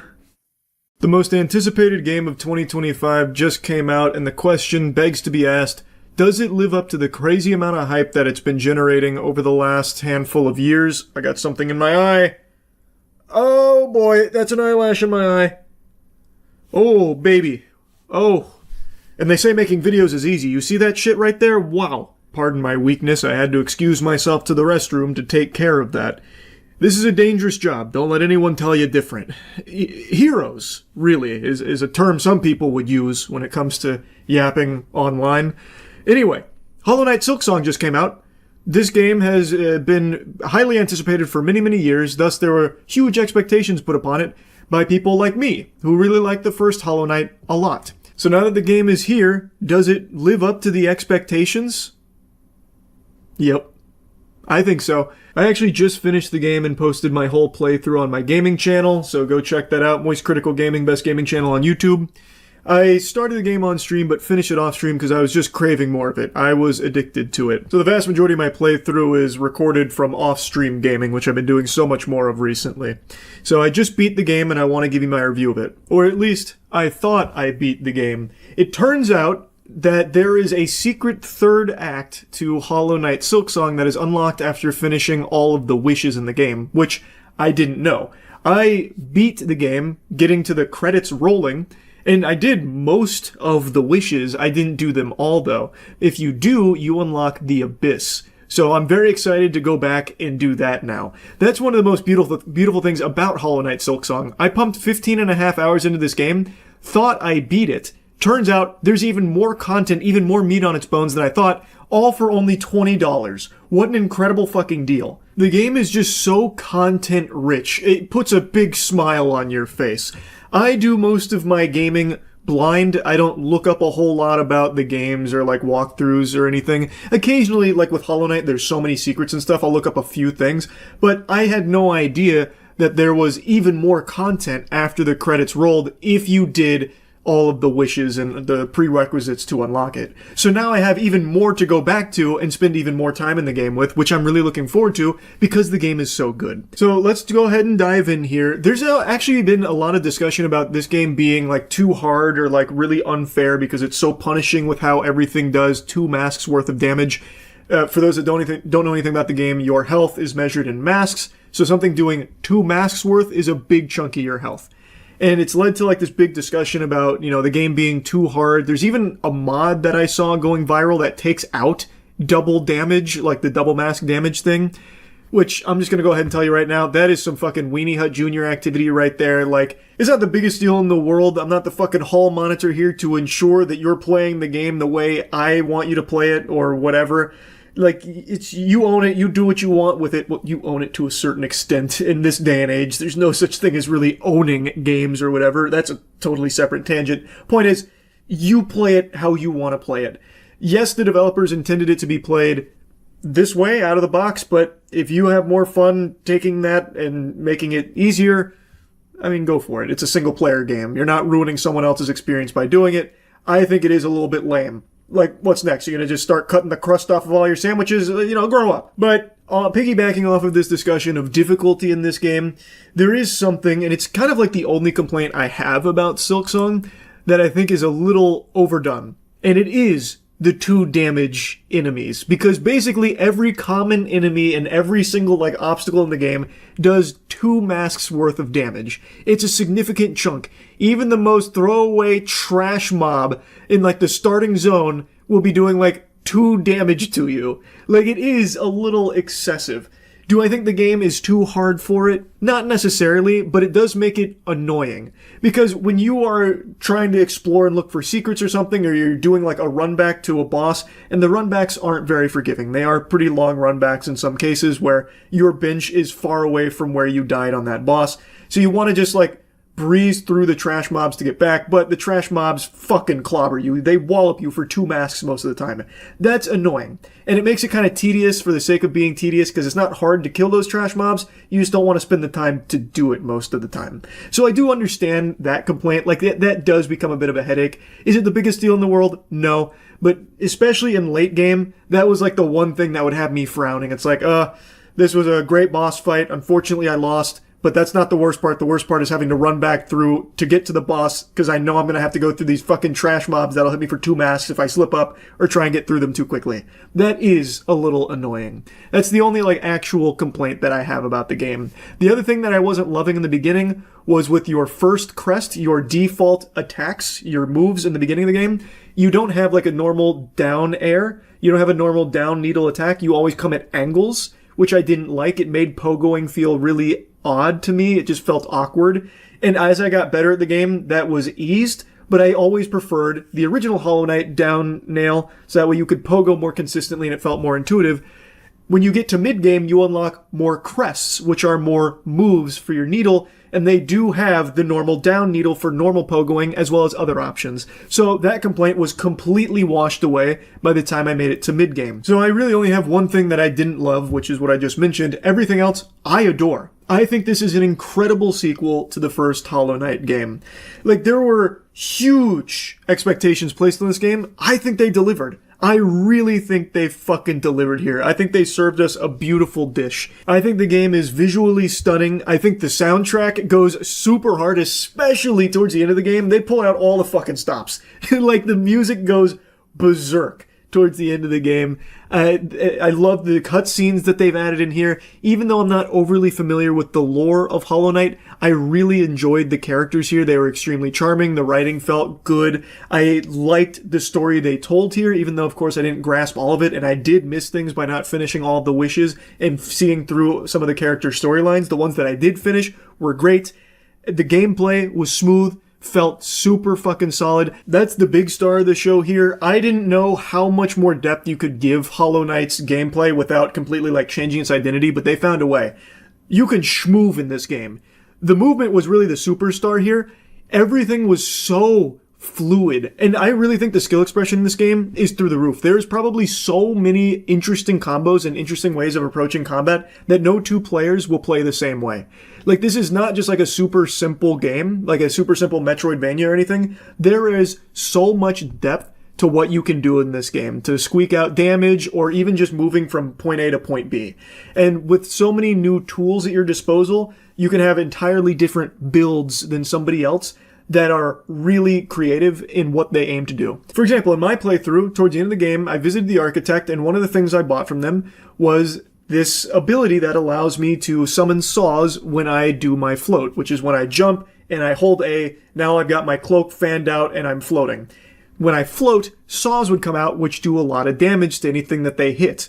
Well, you can actually combo that. You can use that as a really good offensive tool in the middle of punishing an enemy. So what I could do is I could squeak out a lot of additional DPS with this, where I could sprint in, start my sprint attack, which I was using Reaper Crest, which allows me to, when I do that sprinting attack or a dash attack, it hits and then sends me up. So by default, I hit, I get sent up, and then I can immediately float after doing that, so I'm able to squeeze in more damage by floating right after doing it. So I hit, float, which summons the saws, which hits the enemy, and then I can hit again on the way down. I don't need to stay in the air. So I'm able to get like 3 hits in there, which I wouldn't be possible without having that there. And there are so many things that you can mix and match in there. Like throwable items, obviously, with the tools, but I'm even talking just like simple defensive things can completely change the way that you'll approach boss fights or even just destroying trash mobs. Because like the float saws were really good for those really pesky flying enemies that would stay just out of range or just be in a really inconvenient location.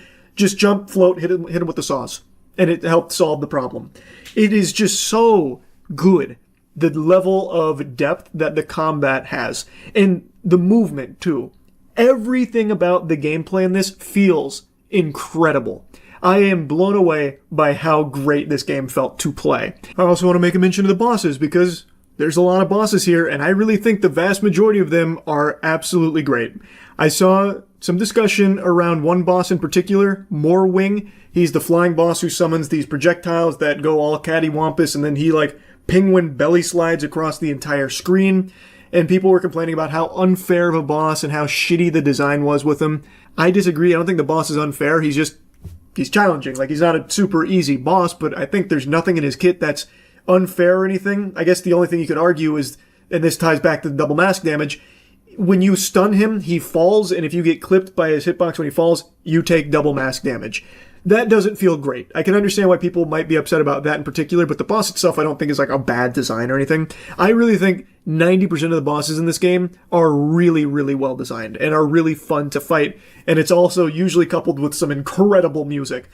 The one exception is there is one section towards the end of the game where the boss fight consists of just fighting like 1,000 things, and that's like the challenge of it. I hated that. And I think anyone that's completed the game is going to know what I'm about to complain about. It's going for one of the melodies. I'm not getting into spoilers for this review because I actually value this game so highly and very much recommend it, especially for the price tag that it's at. But towards the end of the game, you are required to get some melodies, and one of these certain melodies require you to go through this chaotic room, which I think is literally like 12 waves of very like aggressive mobs, many of which do double mask damage. And once you go through, I think it was 5 of those waves, you fight a boss, a big beetle with a big fucking blaster of a mace. And then once you defeat him, you then go through, I think it was 5 more waves of those strong normal mobs in order to get to another boss, which is 2 of those beetles at the same time. So they're coming out double fisting you. And this is on the back of already completing like 11 waves worth of enemies and a boss fight prior. It is very reminiscent of like the Pantheon from Hollow Knight, but this one felt worse to me.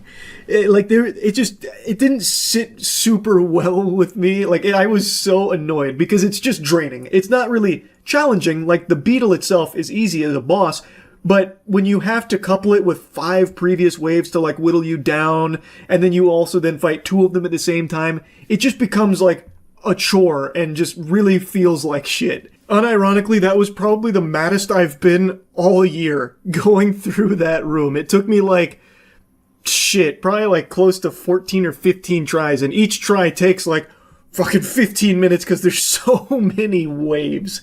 I did not like that at all. But pretty much every other, like, boss encounter or required room was fine. Like, that's not even the only time that you go through, like, waves and then fight a boss. It's just the other ones was much more reasonable. It's like 3 or 4 waves and then you fight a boss, then you finish the room. Is what it is. That's solid. This was just so many, and you'd fight 3 bosses, 2 at the same time in one case, after so many other waves of just mobs. But yeah, not the biggest deal in the world. I just hated that fucking room in particular and wanted to point it out. Overall, I have nothing but glaze for Hollow Knight Silksong. Overall, I had an amazing time on my first playthrough with Hollow Knight Silksong, and it's not going to be my last playthrough. I'm actually extremely excited to learn that there is an entire other section after all the wishes and stuff. Anyway, it definitely lived up to the hype. At least for me it did. And I recommend it, especially at a $20 price tag. That's great. Anyway, that's about it. So yeah. This game's called Who Is This Man? But on the Steam page, it has Hitler's face in between those words, so I already know who the man is. It basically just spoils the big surprise like a really shitty movie trailer that gives away every twist and turn of the movie before it comes out. But even though the surprise is ruined, I'm still coming in here raw and no rubber. This is basically just Hello Neighbor meets Hitler, so we're playing a little Hello Hitler here. Oh baby, the old shaggin' wagon is really moving and grooving now. God damn, this is loud. There's definitely some shit exhaust on this. Little micro dick teenager action where you make your car as loud as possible. Man's got some meat on these arms. Look at this shit. It's like uncooked spaghetti with hair in it. Did the game crash? Has Nazi Germany destroyed the game before it's even begun? Jesus. Perfect. Just what I'd expect from Steam, to be honest. Ooh, here we are. Is that Hitler levitating over here? Oh, it's a bat. Dracula's patrolling the area. I've seen that in Helsing. Oh, wow. It's just a huge bird, I guess. Jesus Christ. Can I write it? Hey, Turbo Nerd, who do you know here? This party's for lacrosse bros only and fat-tittied women. Oh yeah, that's what I fucking thought. Get the fuck out of here. Crusty cum rag making a run for it. What is this? Oh, I see he's broken through the invisible barrier that separates the dimensions between heaven and hell, space and time. I haven't even checked out my own house yet. How beautiful. The trash right where I wanted it. In the middle of everything. Classic U-Haul movers, just dumping shit everywhere, dropping trowel, taking fat diarrhea on the hardwood. What is this? I'm gonna try and guess the login. Maybe not Hitler? That might work. Oh, I got caps lock on like a fucking idiot. Here we go. No, it doesn't fit. Well, if it's not Hitler, then I truly just don't know. Pretty shit computer here. What is this, like a burner cell phone of computers? It's like nothing on here. It doesn't even have Fortnite. The Bethesda launcher. Useless. Spending the first bitcoins since 2015 out here. But I need the security system here. Only a true amateur would actually spend bitcoins.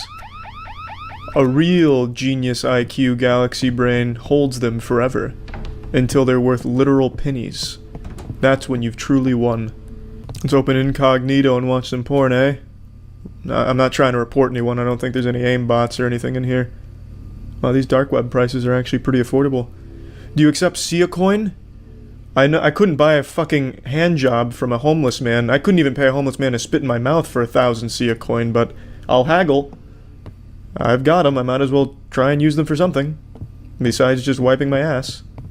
I wonder if this is a movie tie-in game, because the Thor Ragnarok director's got that, like, Tooth Fairy Adolf Hitler movie coming out. Maybe these two are related. Oh! Just fucking broke Hitler's shins. Oh, shit. Not a bad uppercut. Got me with the old Shoryuken. But don't think that's gonna stop me from going over and paying a visit. I will uncover the secrets of this mysterious man. Get a little bunny hopping action going here. Counter-Strike style. Can I drive this? No, I guess not. I'll plant some trash in there. Just to make his morning commute a little less pleasant. Fucking super pranked. What a fucking idiot. Leaving the car doors unlocked knowing that I'm coming in with full trash bags of dog shit. Now I'm gonna get... Oh man, I'm gonna Home Alone style booby trap his whole house. Hitler will not know a second of peace. I've finally infiltrated the lair. Oh, and Hitler's house is coming with nipples on the wall? That's some Beverly Hills shit right there. And he's even got this little elevator that's more like a dumbwaiter. My god. Damn, this elevator is not up to code. Holy fuck. It's like a localized earthquake. Jackpot. I don't know what's up with the hot coils, but so be it. Everyone's into different kinky shit, I guess. I've got some fat evidence here. It's the Lorenz machine. I'm taking it back to... Is that fan art? Hitler's hanging his own DeviantArt fan art? What a fucking weeb. Hey, hey! Did I get robbed? Shit. Slenderman robbed me. This is FedEx here with that bear trap you ordered. Don't worry, I'm inviting myself in to shove it up your asshole. Take a picture of it for the company. To be honest, I'd be a step up with how FedEx actually handles their packages. Where's Hitler? Where's he hiding? Oh, Jesus, he just phased into reality right onto a bear trap. Why does he have bear traps in his own home? Is he like a hoarder of bear traps? Shit. Well, the bear trap collector just gave me that fat meat right there. Alright, I'm not giving up. Here I come again. Man, I love the Hello Neighbor formula. Especially when it plays like a mobile game here. Fuck it. Easy. Alright, now you just gotta put the moves on him. Why can't I place this? Oh. I see he's not just a one-trick pony. Not only does he use fisticuffs, he's not just pugilistic, he also has a pistol. Expert. He's prepared for all situations. But is he prepared for the same man to do the same thing twice and expect a different result? Didn't think so. The guitar's mine now, pussy. Oh man, it's a regular old party now. We got the mailman out. What's up, my friend? Oh man, he's just chest bumping me out of the existence here. Pushing me off the sidewalk with those monstrous pecs. Do you wanna... fuck it. I was gonna ask the postman for help, but I'll just take care of this myself. Yeah, get out of here. Go back to the Insane Clown Posse concert. Man, oh man. Gotta love Hello Neighbor. I'm gonna take a little stealthy approach in here. I saw him at the front door. He's thinking I'm gonna trick or treat around that way, but what I'm really doing is going for a backdoor reach around over the pants. Oh man. There's blood all up and down this toilet. Hitler's got some fat hemorrhoids going on. Little PSA, everyone gets hemorrhoids. Don't feel like you're some type of loser for it. Oh. It seems I've aggravated Hitler. Let's try and hide. What the fuck just happened? Did the closet eat me? What the fuck? I'm stuck now. Wait, is this like Narnia or something? What has happened? Oh, there we go. Jesus. That was weird. The closet just CC'd me. Alright. Coming back again. Oh man, it gets more and more fun every time. This is $9 well spent. Let's try some parkour and a different approach. No. I guess not. Well, alright, there's not a whole lot of interesting ways to approach this. Maybe I can just... Oh shit! I didn't know he was outside. I couldn't hear him. He had the silent footsteps of a Tom Clancy Splinter Cell agent. Well, now I'm kind of fucked, aren't I? Might as well stop this in-progress burglary, though. Hitler, take care of... Nope, they're friends. They're in cahoots. I was hoping Hitler would, like, lariat him or something. Fucking cross-body block him on the way out. He wasn't expecting this, though. I've got the moves. Now he's gonna hit that bear trap. It's gonna give me plenty of time to keep exploring. Perfect.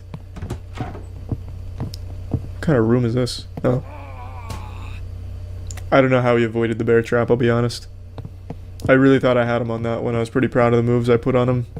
Thought I broke his ankles 6 times over, but he still figured out where I was and got to me. Holy shit, I still have no fucking bitcoins at all. I need to start generating some of those bitches. I'll just do what a lot of people do. Upload a Fortnite video with like a link in the description saying this is for like a V-Buck generator, but it's really a crypto miner on their system. I'm not working with enough crypto in this game. That's the reason why I'm not beating Hitler.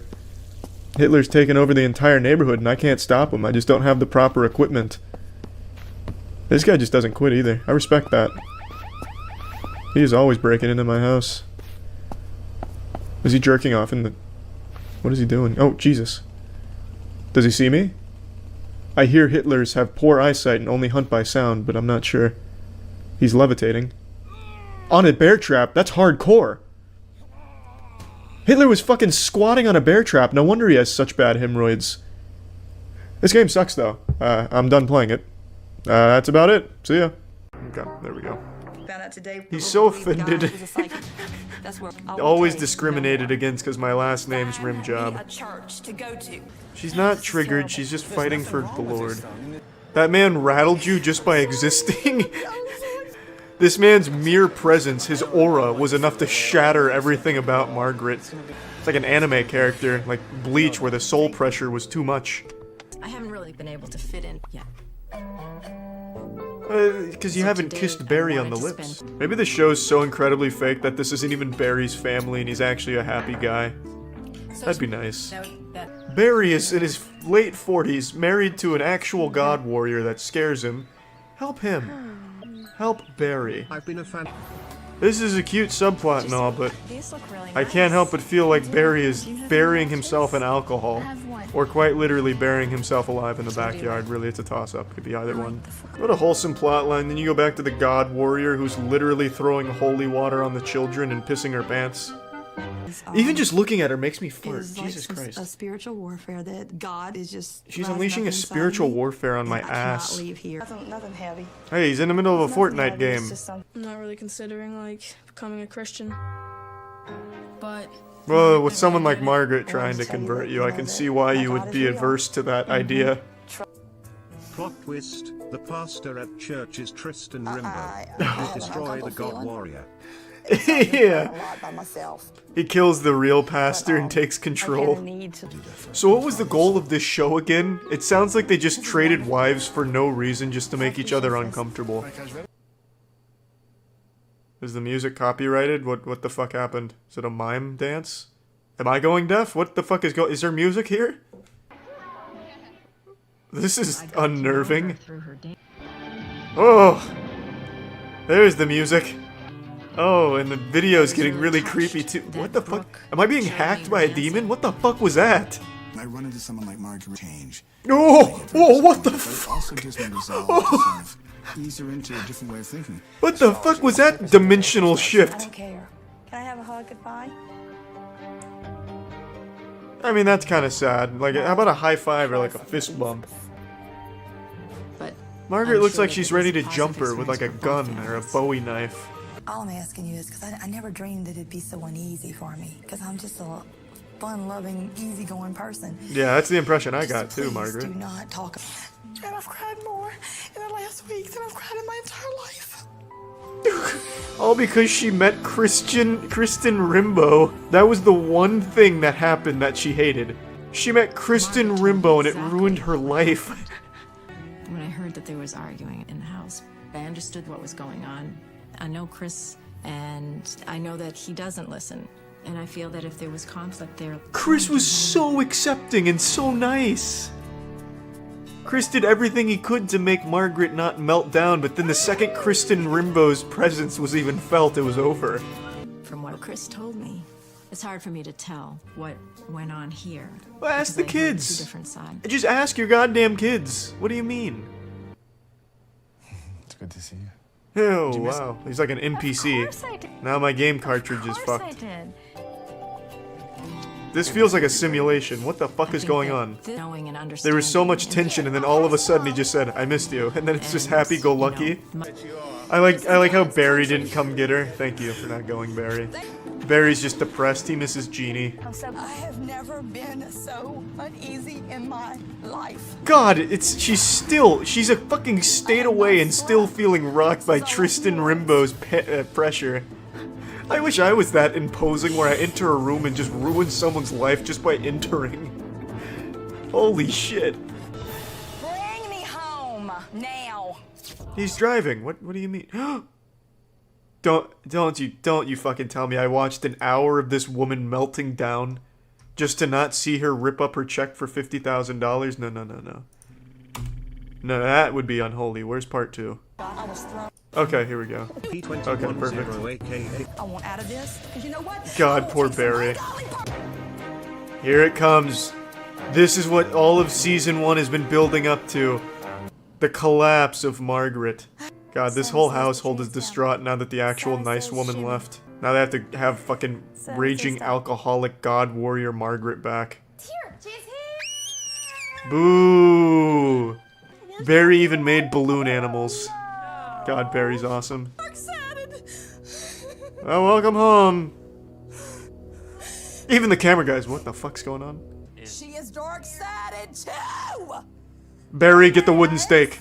Or the silver bullet, I'm not sure. It could be a combination of both. Get the silver bulleted stake. No money. I don't want it. There goes $50,000.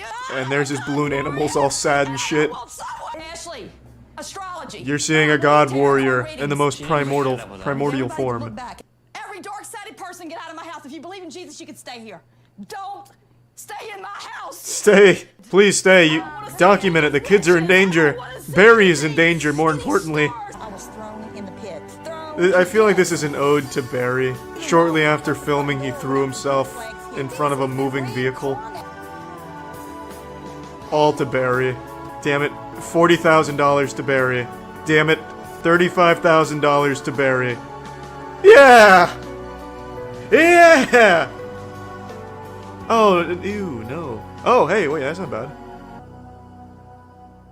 Oh, well, at least she gets $50,000 to play with. Like, that in itself. Spine pain relief, and he's like driving a wooden stake into this guy's back like a vampire. Alright, home ASMR. Oh! Oh! Jesus, this isn't ASMR, this is horror. This guy's... Oh! This guy's just a fucking hitman. So this guy's not only a chiropractor, but he's like a gel therapist for hair. Not exactly a barber, because he's not cutting it, but...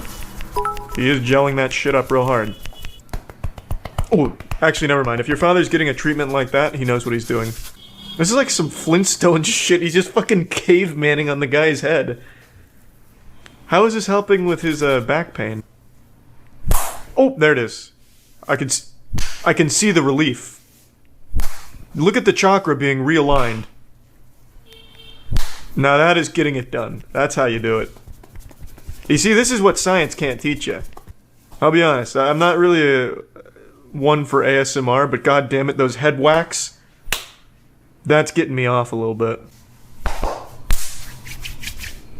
It's like this guy's training for a slapping tournament. Like he wants to take on Vasily Kamatsky, so he's training on these guys.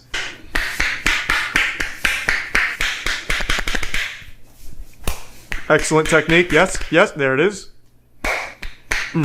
There we go. I thought he was going to miss that spot, but he took it down. Now he's going to pour that apple juice on him and beat the fuck out of him. Yeah, baby. Alright, now that he's got some PP on his back, beat him with that stick. Get him with the doorstop. Good adjustment, yep. There we go. Put that shoulder blade back where it belongs. Yeah, hopefully his next tool will be like a staple gun. So that way he can, like, bolt down the chakra to the man's body. Making sure to hit each vertebrae. Wouldn't want anything to survive disappointment. There we go. Good sloshing sounds. Important for the chiropractics. It's like he's rubbing his hand in a bowl of spaghetti. Ooh. Here we go. High five, yep. Reach around, and then we finish it off. Dislocation. Bang. Bang. Can you still move this arm? There we go, now you can't. You're gonna, like, slap it? Oh, yep, that's that. Well, there, that's, I don't know about that one. He fucking whipped it like he was rat-tailing someone. Yikes. He is feeling that. Don't do it. Oh, no. He wasn't ready. Oh, Lord. The full Nelson! This guy's not a chiropractor, he's a WWE wrestler. Oh, no, that's the full Nelson. The textbook full Nelson. Suplex him. Wow. I'm surprised this man is still here. He's getting slapped in the head, fucking greased up and shaved, and then having his arms dislocated, and he is still here. Why hasn't he just gotten up and left? I don't know why he's plucking his hair out. Yeah, let's just ruin some hair follicles while we're at it. Facial slapping massages, I haven't heard of that. Hold on just a patty flippin' minute here, what the fuck? Okay. I'm hooked. Let's check this out. I hope it's the same guy just slapping the other guy again. Can see the relief just washing over her. She's just gently wing-tuning this woman's face. What is this supposed to do? The facial slapping montage, or massage, has been said to reduce aging. Literally slapping lifespan back a few years. Or dialing their age back a few years, I mean. Adding more to their lifespan, slapping them back to their younger self. By the end of this facial slapping massage, this girl will be 9 years old. She is not getting her money's worth. If I'm paying for a facial slapping massage, I better be catching some mean hands out there. Like Vasily Kamatsky hands on my face. If I'm fucking paying top dollar for it, I want to get slapped the shit out of me. Alright, Layla, give it to her. Massage that face. There we go. Now we're cooking. Now we're feeling it. A little better, but really crank one up like Popeye on her. Calling this a slapping massage is just, it's a disgrace to actual slap. Well, now we're getting somewhere. Yep, much to the chagrin of a lot of people in power, the conversation around Jeffrey Epstein doesn't seem to be fizzling out anytime soon, which is great. Hopefully, it will keep this steam and will never peter out, because it is of the utmost importance that this gets corrected, that they stop trying to perpetuate these lies that they're attempting to shove down the American public's throat about Jeffrey Epstein not having a list, not indulging in blackmail, and then trying to drop what has now been revealed as modified footage of Jeffrey Epstein's cell area to prove that he took his own life and no one came in there. There was no fishy business. The Baba Yaga didn't pay him a visit or anything. And they try and proclaim that that footage was like the raw, real deal, you know, organic, sourced footage here. But what we're talking about today, it turns out that was once again another fucking lie. CoffeeZilla just made a video talking about it as well, so I'm going to play a few clips from that because he is significantly more intelligent than I am.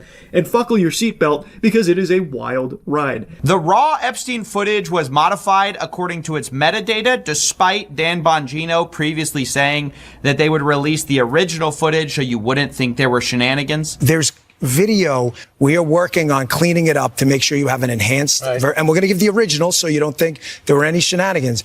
Well, unfortunately, that's not what we got. To briefly explain for those that don't know, when the DOJ and FBI came out and said that Epstein did not have a list, did not indulge in blackmail, and did in fact commit suicide, they then dropped some footage that was supposed to corroborate that there really was no one else that entered his area and killed him or anything. So they dropped a lot of footage. And it's supposed to be the raw feed of it. Turns out that doesn't seem to be the case. It was very likely modified, and you're about to see the metadata that indicates that it most likely was, as well as a forensic expert that weighs in that also thinks that it was not done properly here. And basically they pulled the metadata and showed that the footage appears to be assembled from at least 2 source clips, saved multiple times, exported, and then uploaded to the DOJ's website, where it was presented as raw footage, which technically it is not. Now, I pulled the EXIF data myself. This is what it looks like. You can see that there's these ingredients file path here, where you can see 4 different files. 2 of them are just identical. So 2 unique files here that have been basically stitched together is the most charitable interpretation. So they went into Adobe Premiere and edited the footage, saving it multiple times. I cannot believe that they would even leave the metadata intact. You would think that these 3-letter organizations would be better at hiding their dirty work. Now, maybe if they were using the superior editing program, Sony Vegas, they would have been able to, get away with it more effectively, because Sony Vegas probably doesn't even have metadata. It's so fucking archaic. But they went into Adobe Premiere, spliced this together, and then sent it as raw when it is not raw. It is edited. That is, legitimately, by all possible definitions, a lie. Even though Bongino said, no, you're going to get the raw, so there's no shenanigans. But all we get is shenanigans. Yes, maybe you didn't do anything with it, but it kind of ruins the whole chain of evidence. Wired actually quotes a professor of UC Berkeley whose research focuses on digital forensics. He has testified in numerous court cases, and he says, if a lawyer brought me this file and asks if it was suitable for court, I'd say no. Go back to the source. Do it right. Do a direct export from the original system. No monkey business. It's actually scary just how blatant this corruption is. For years, they have talked about the Epstein list and the blackmail. It is something that everybody knows exists. There is endless amounts of evidence to suggest its legitimacy. Yet now, all of a sudden, they're like, nah, it's not real. No, that's just fictitious. That's like fucking Santa Claus's list right there. That's not real. No naughty and nice list. No Jeffrey Epstein list. There's no such thing. Jeffrey Epstein's not even a real person. That's just a made-up fairy tale. They haven't gone that far with that claim, but like I said last time, I feel like we're not far off from them just trying to deny Jeffrey Epstein ever even existed, trying to scrub him from the history books here. But they are actively just not even trying to make this believable. They are so confident that they will not be held accountable that they don't even bother to do even the slightest amount of elbow grease to convince anyone to believe them. And they're right, nothing's happening to them. They are covering up for one of the biggest pedophiles in history that implicates some of the most powerful people across the globe. And they are sweeping it under the rug. There have been no arrests made, and it doesn't seem like they're pursuing it at all. Caroline even just recently said that they're not, releasing anything in regards to it because of, how graphic and gross all of it is. What do you tell MAGA supporters who say they want anyone involved in Jeffrey Epstein's alleged crimes to be held accountable? This administration wants anyone who has ever committed a crime to be held accountable, and they put out a memo in conclusion of that review. There was material they did not release because, frankly, it was incredibly graphic and it contained child pornography, which is not something that's appropriate for public consumption. But they committed to an exhaustive investigation. That's what they did, and they provided the results of that. That's transparency. Oh, they provided the results of that? How many people went to jail, Caroline? I must have missed that update. Were there a lot of bad guys that got locked up here? Oh man, that's huge. I feel like more people should know that. Can you share who all got arrested from all of the Epstein investigations? This vile worm tries to say that nothing's going to get released, and I guess nothing's going to happen to anyone that was incriminated here, because a lot of it was not fit for public consumption. Fucking weirdo, no one's asking you to, like, share the videos or anything like that.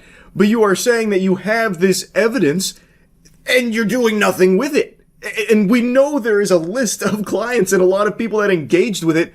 Fucking arrest them! What the public deserves is that you will follow through with your duty of arresting these evil people that you have unbelievable amounts of evidence on, which is not happening. This is the furthest thing from transparency, unless she's trying to argue that this cover-up is so blatant, obvious, and terrible that everyone can see through it, so you can immediately know how guilty some of the most powerful people are. Then I guess that makes sense, because this is such a poorly done attempt at burying this that everyone can see through it.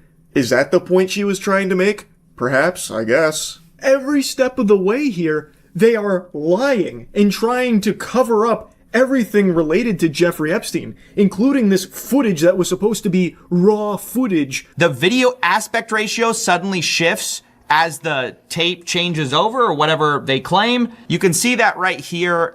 There's like a sudden shift in the video. I have not changed this video in any way. I have it in the Premiere Pro timeline, which I guess they had as well. So this is as intended. So there's this just weird shifts in the footage. I mean, this was done in actually a very sloppy way after they explicitly talked about needing to do it in the right way so the American public could rely on it. Now, as CoffeeZilla says, it could be all just incompetence, like actually just fucking troglodytes here in charge of all of this. So even though they called attention to needing to do it the right way, they're just so fucking brain dead, like actual lobotomites, and just couldn't even do it the right way, so then they just farted this out. Like, it could be, like, no manipulation here, like, this is just how it's done, like, for some reason it dumps a minute, like, as it's switching over, and they had to put it into editing software and fuck up the aspect ratio. I guess it could be incompetence, but I would not be that charitable with this. They are doing so much lying. Again, we already know about the list existing, and we know about the blackmail. That is all real stuff, and now they're denying it. And now they're doing this modifying of footage while trying to fight back against the conspiracy that Jeffrey Epstein didn't kill himself. It's just insanity. They are so confident that the public will do nothing about it. They'll get upset, but they'll just swallow it and be done with it and move on. And some people are, but I'm happy that most aren't. They are desperately doing everything in their power to try and bury this whole conversation about Jeffrey Epstein. Like a couple days ago where Trump interrupted a question about it in order to try and shift to something else. Like, are you still talking about Jeffrey Epstein, that creep? How can you be talking about him when there's floods going on in Texas? It's such a bad look. Why there was a minute missing from the jailhouse tape on the news set? Yeah, sure. If Hey, could I just interrupt for 1 second? Are you still talking about Jeffrey Epstein? This guy's been talked about for years. You're asking, we have Texas, we have this, we have all of the things. And are people still talking about this guy, this creep? That is unbelievable. Do you want to waste the time, and do you feel like answering? I don't mind answering. I mean, I can't believe you're asking a question on Epstein at a time like this where we're having some of the greatest success and also tragedy with what happened in Texas. Yeah, people are still talking about Epstein. It's one of the biggest, most in-your-face cover-ups most people have ever seen. This is one of the biggest pedophiles in history that implicates so many extremely powerful people. Yeah, people are still talking about it, understandably, because the people deserve answers, and there needs to be justice for all of the people that engaged in this. This desperation from those in power to move on from the Jeffrey Epstein conversation is extremely scary, and they are doing it with reckless abandon, feeling completely immune to consequences for all of this. And so far they're right. Like, there's not anything that's coming from it. There's still no arrest being made. There's still no new information coming out. The only information we get is more information about how they are lying, like modifying the footage and shit. It's craziness. I just wanted to give you a little update here with everything that's unfolding in the Jeffrey Epstein case. And yeah, that's really about it. So yeah. I've recently been feeling a lot like how I imagine ancient Mayan culture felt when they first gazed upon the stars and thought to themselves, there's something else out there. I've been on the cusp of a big discovery, one that I've found a deep appreciation for, and I'm only just now learning the intricacies of. And that is SpongeBob horror games. It is a fascinating genre I didn't even know existed in this capacity until only like a month or so ago, when I played one on a whim for my gaming channel, and now I'm hooked on them. I just want to kind of put these on your radar because I have been having a lot of fun playing SpongeBob horror games for some reason. Granted, on my gaming channel, I have been playing a ton of horror games, but probably my favorites so far are the SpongeBob-themed ones. I can't wait to see all 4. I imagine one of them is a cease and desist from Nickelodeon or something, perhaps? No, I don't do that. If they actually did cease and desist like Nintendo, Mr. Krabs overdoses on ketamine and dies, that would have had the creator thrown in jail years ago. This will make it cost a little more. Oh, that's no problem, sir. I'm reading this like I'm reading this like fucking Grok AI would. I have many students, so I can afford to pay for it. Wow, it means you're a great art teacher. Yes, indeed, I'm professor of art. This is going to be exciting. I get to clean Squidward's classroom. Let's put on my Sunday best. Wow, in the middle of nowhere, Bikini Bottom, huh? Shit is rock bottom. Alright, I'm coming in. Squidward! Oh, this place is filthy. There it is. It is unbelievable. I've only been back in the fucking Megazord here of indie games for like 2 weeks, playing like really dog shit throwaway horror games, and like 5 of the last 7 or so, I haven't posted a video on all of them yet, but 5 at least of the last 7 or 8 have all had a broom sweeping element to it. It is unbelievable how common this is. Is that like the most horrific thing someone can think of when making a game? Chores? Surely there's more we could be exploring. I would think. If I'm lucky, some of Mr. Tentacle's talent may rub off on me. This actually is a banger episode, by the way. This is one of like the classic SpongeBob episodes that just goes fucking ballistic, even holding up super well today. Use needle. Seems about right for old tennis balls. Condom. Come on, SpongeBob, I'll give you one more chance. Use all your knowledge and imagination. Okay, I won't make any more mistakes. First, the artist must concentrate and visualize his concept. Now you've got it. Now I've got to embrace the marble. I've got to be the marble. I've got to fuck the marble. I gotta lick the marble. I gotta serve the marble. With this tool I shall give birth to art. Hit it gently. Yes. Now, one more thing left. The nose. Now it's alright. Well, what do you think, Squidward? No! Asshole! Is this where it finally becomes a horror game? He just point-blank assaulted SpongeBob. I saw the whole thing. How dare you shitting on me, SpongeBob? Ouch, it's hurt, Squidward. Don't mind me, just doing my job over here. Want no part of this.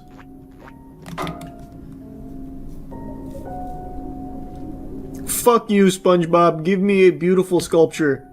I'm sorry, Squidward, but I can't imagine like before. You son of a bitch. I'll kicking you repeatedly until you make the sculpture. Please forgive me, Squidward. I'm your friend. No, you're not. I've always hated you. You've always ruined my life, SpongeBob. So many times you shattered my dreams. You destroyed everything I had. My house is often damaged because of you and your stupid friend Patrick. I spent a lot of money to renovate it. I almost lost my job several times, all because of you. Why annoying person like you always around me? You become my neighbor, you work where I work, you're everywhere, you asshole. And now you also come to my art class. You arrogantly flaunted your skills in front of me. What do you really want, SpongeBob? SpongeBob's eyes roll into the back of his skull and he fucking sheds his mortal skin like his flesh suit and becomes this transcendent cosmic Lovecraftian horror.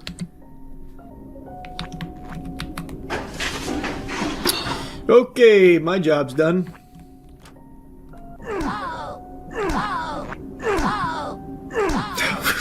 Jesus! He's got SpongeBob stun locked. I'll just put this back. I'm not going to intervene. Squidward! Good to see you, bud. That's my boy. Smoking a doobie out here, huh? Got yourself a fucking doink? Alright. Good evening, sir. What are you doing out here? Oh, Mr. Smalldick, I've been waiting for you. Please clean the classroom. Yes, sir. By the way, bring this flashlight. What's it for? It's dark inside, probably due to an electrical short circuit. Waiting for the technician to come here, you just clean up inside. You got it.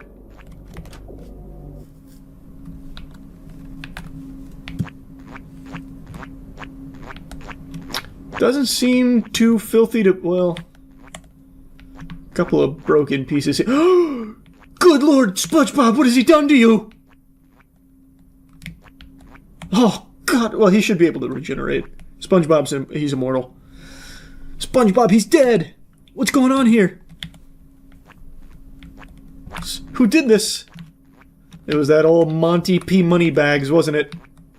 If you're still alive, then I'm going to have a really big problem. I must kill you immediately. Damn, this is bad. Left mouse to fire the gun. Okay. Where is he? Shit. Ah! I did it! I defended myself! Jesus. Idiot, you're dealing with the wrong person! Gun will always win against chainsaw. Go to hell, you motherfucker. This must be one of the 4 endings. This is my chance. But no. I already said no more crime. And lying to an art collector is a crime, damn it. And murder, it was in self-defense. That's not a crime. So I will be honest, it was Mr. Squidward. This crazy squid is responsible for all this.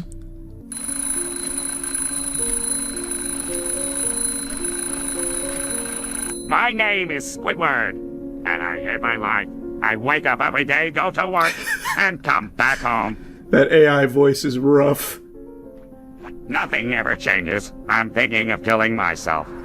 Oh man, that's dark. Before I kill myself, I want to kill the people I hate. Damn, Squidward. Come on, Squiddy. It's not all that I bad. can't stand working here.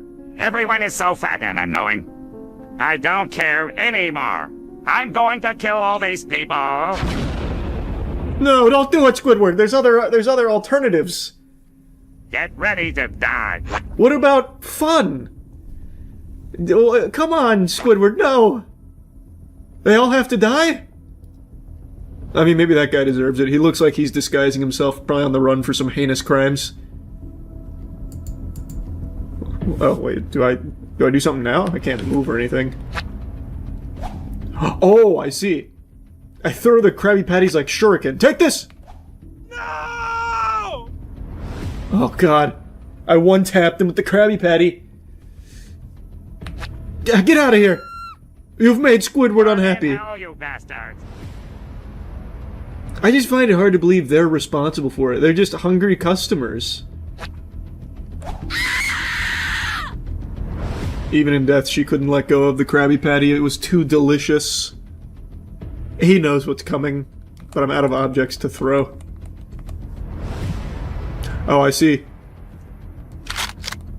I'm not fully out of things to throw. I can just launch lead at them. Shit! The police are here! I gotta finish up! Okay. It was like this when I got here. I swear. It's time I kill Mr. Krabs. Oh, he's running. He knows. God, everything is so big and I'm so small. It's mimicking real life right now. It's hitting too close to home. Squidward, what is happening here? Is that a gun? I came to kill you. And to take your money. No! See you in hell. His voice acting was actually just ripped from a SpongeBob episode. You can hear the background music playing where they just got it. That's cute. Where's your $1 million, Mr. Krabs? Tell me and I might let you live. Not talking, eh? Not even using a sentence enhancer? Oh, his eyes don't have a hitbox. I gotta pop him right in his fucking nose. Oh, it's Squidward! What's up, bud? Oh! Oh, okay.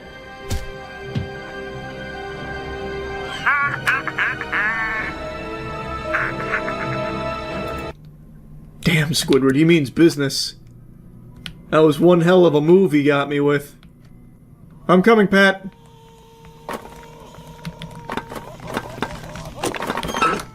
Oh, Patrick!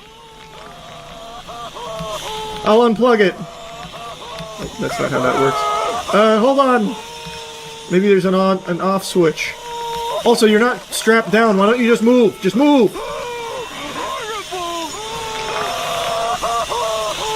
Hold on, I gotta turn this off. Oh, here we go. Here we go. Oh, there we go. Shut the power off. Finally, I'm free! I got circumcised again. That's a banger line, actually. You and me both, Patrick. Double dipping on the circumcision, am I right? Anything here? No. This must be for SpongeBob's sauna. Gary, no! Gary, why? What the fuck, Squidward? What did Gary ever do to make your life miserable? That's alright. I mean, I guess I kind of get it.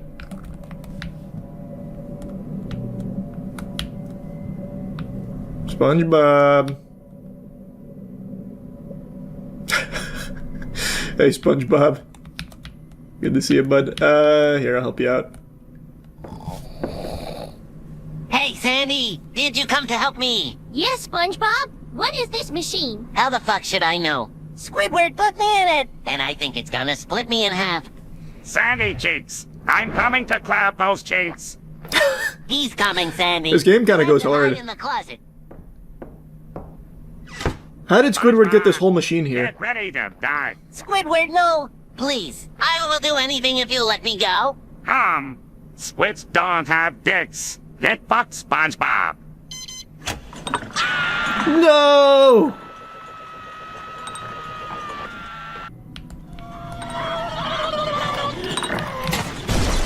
There we go. There's one.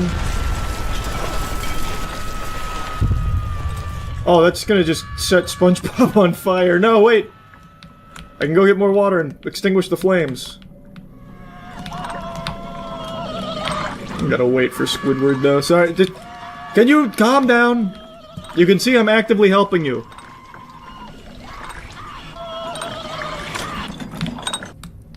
Oh, you're safe. Bet you feel like $1 million now, huh? Thank you, Sandy! You saved me! You're welcome. Look, Sandy. Squidward is here! SpongeBob, you ruined my plans again. This will be the last time. It's time for me to die. Oh, no! Squidward! Why? This one focuses on the hash-slinging slasher, and it's sure to make me very frightened. I'm hoping it can put some poop in my pants. Let's get after it. This one's for Bikini Bottom. Nice. We did it. Put valuables in safe. Ah! The spatula for a hand. He's here to fuck my ass. Jackpot. What the hell? Oh no! Get back here, scoundrel! The hashling slasher's gonna kill him! Anchovies! This is definitely a valuable. That's the secret formula.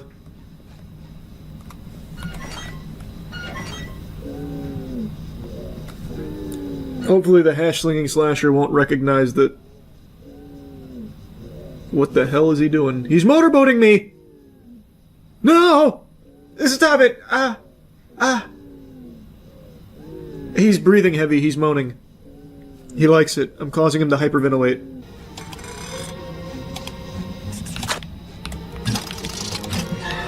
No! He got me! Wow, this is a really... like, chopping lettuce in real life is faster. Holy shit.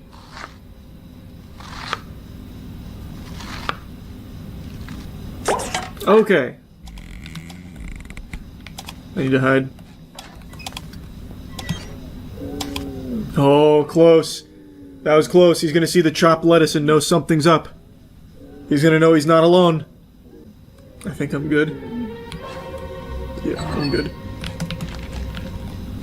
Okay, 2 of 6. And that is now out of... What are you doing? There's a lot of rowdy customers. I've got the red pan. I've got the red pan. I've got it. I've got it.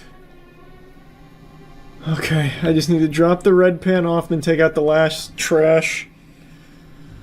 I don't know if I was just missing it last time, or if I maybe accidentally kicked it under the dumpster at some point. I don't know. But I turned this fucking thing inside out. I think I have spent longer playing this game than the developer spent making this game. I have spent longer at the Krusty Krab than Mr. Krab himself. And it's all worth it. I've got the last piece of the puzzle.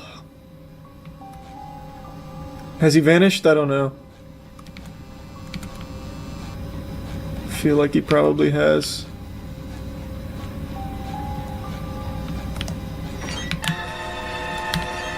That was scary. That was extremely scary. Wow. Wow. Wow. Wow. Is he still here? Is he still here? If he's here and he gets me, I'm just quitting. Okay, I think I'm safe. Okay. Last thing. Last trash. Come on, baby. Alright, we're free. We're free. We're free. Oh my god. Forever! Forever! Lock main entrance. I'm just going to wait until he spawns and leaves. I'm not taking any chances. I'm immediately going against what I just said, but I don't know, because he might not spawn. Someone's trying to call me and lure me in.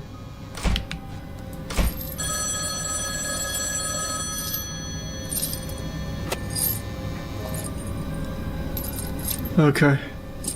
Okay. It's locked. It's locked. The menace is sealed.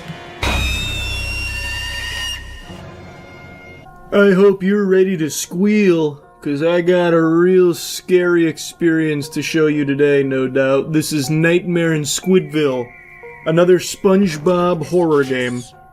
Upon the brow, and in parting, from you now. What am I? Okay, this is interesting.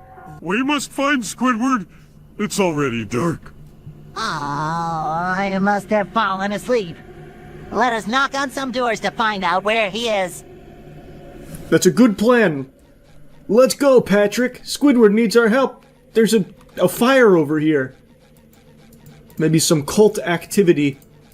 Maybe they're burning him at the stake. Squidward, I'm coming.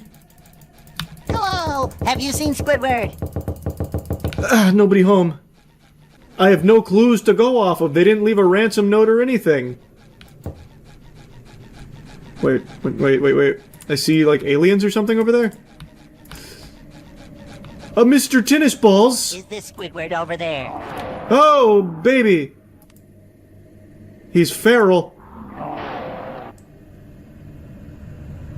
Oh, okay. Oh, I can drive. It crashed my game. No, they knew SpongeBob didn't have his boating license. Okay, hopefully that's just a one-time thing. Hey, SpongeBob, wake up. We must find Squidward. It's already dark. Yes, you're right. You're right, Patrick. You must have fallen asleep. There is Oh, Squidward! Squidward, Oh, wow. we have been looking for you all day.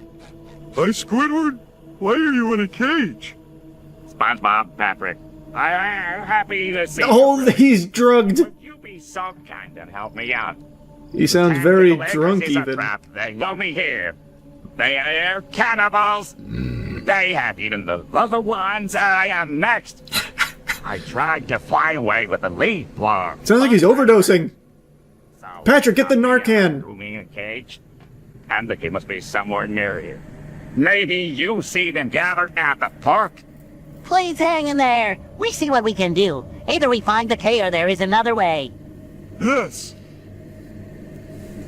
Alright, good plan. So, to the park then? Open up! I want to ask you a few questions. Oh, the park happens to be right there. Good news, Patrick. The park wasn't far. I wish they'd stop planting steel plants out here. Drive over them. Drive over them. I got them! The day is saved. Maybe one of them had a key.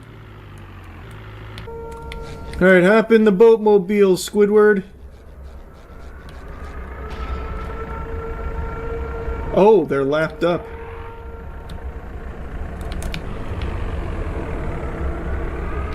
They've started the air raid sirens over there. Not on this side, though, just over there.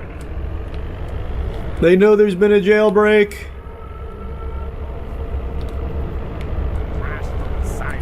Crash through the site fast. I did it! Oh my god! Hell is rising. Hell is rising? No. Do you see this in front of us? This isn't hell rising, this is like the large intestines of a body. Oh! Come on. We get through this nightmare. We can do this! Okay, how long does this go for, you think? You need to boost. Press space to boost. Turbo mode! The NOS booster's activated. Granny shifting. We are trapped inside a drink. Where Squidbill of the demons to break the spell. You will terrorize Bikini Bottom no longer. They're screeching at me. Ooh, huge collateral.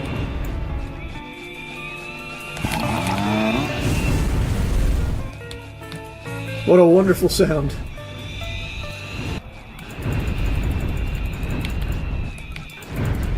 This might be it. I don't see them spawning anymore. Sleep well. Yeah! Is the spell broken? Or do we have to defeat the Flying Dutchman yet?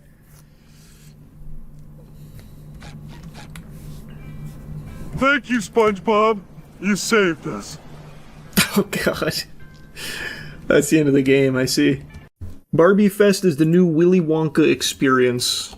I did not hear about this. That's awfully high praise. Wow. This looks sad. This looks like something out of Season 2 of Fallout. Oh my, what is this? Are they testing bombs here or something? The Barbie Dreamfest was billed as the ultimate Barbie fan weekend, promising attendees interactive experiences, unique programming, a star-studded panel, and other unforgettable experiences. But after the first 2 days of the event at the Broward County Convention Center in Fort Lauderdale, Florida... Hey, Florida! Let's go, baby! We fucking did it! Some attendees who paid up to $450 for tickets have likened it to the Firefest or viral Willy Wonka immersive experience. Can I see it? Here we go. Favorite skateboard? Yes. Oh, let me see that again. I mean, already has a lot more going on than the Willy Wonka experience. You have some custom barricades here. What's that, 4 tables with some balloons? This looks lively. 2 inflatables. That leaves a little to be desired there. The Barbie Dream House. We're the life-sized Barbie Dream House right now, guys. Oh, wow, it's a cardboard cutout. It is life-size. There. Wow, you can live in that. The hell did that say? Impala. Damn, they got the whole obstacle course set up there. Look at this. It's like a tower defense maze. Everyone looks like they're having so much fun. What's the problem? This seems like $450 well spent.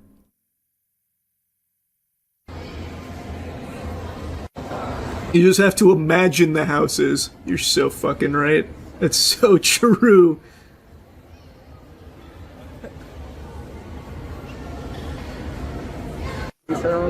Okay, here is another sponsor that we saw, which I have questions about where the sponsorship money went. Is there money? Because there's no cookies, and they make cookies. So what did they contribute? What? Sweet Lawrence is... they make cookies? That is a good question. You would think if they're sponsoring the Barbie Fest, they would have... Yep, they are gluten-free vegan cookies, it seems like. You would kind of expect them to want to be putting their product there. Maybe that's... whoever's hosting this just really likes Sweet Lawrence. Thanks to our sponsor and partner, Sweet Lawrence. I ate one for breakfast this morning, so thanks for helping giving me the energy to put this on today. There's neon. Maybe that's the dream house. There's neon? Yeah, right next to it. There it is. Oh, is that the life size? I mean, we can't get up there with it, so. Wow. Pose. Pose. That really is a big wow moment. Yeah, that's how this is going. Wow. Wait, what was that? Oh, it's like a hair salon over here. Get your hair done like Barbie. Are you having fun? More sponsors. Okay, this is the biggest load of baloney ever. You're telling me Dillard's helped put this shit together? 100% they just started throwing names in here, hoping no one would notice. You're telling me a yoga group helped sponsor Barbie Dream Fest? You think I'm an idiot, don't you? You think I'm stupid, huh? Imagine Cheeky Soap was there. Oh, wait a minute. Imagine they did just slide Cheeky in there. I'd go crazy. I'd be like, oh my god, yeah! Yeah! We were there! Part of history! The world's worst Barbie Fest! Let's go!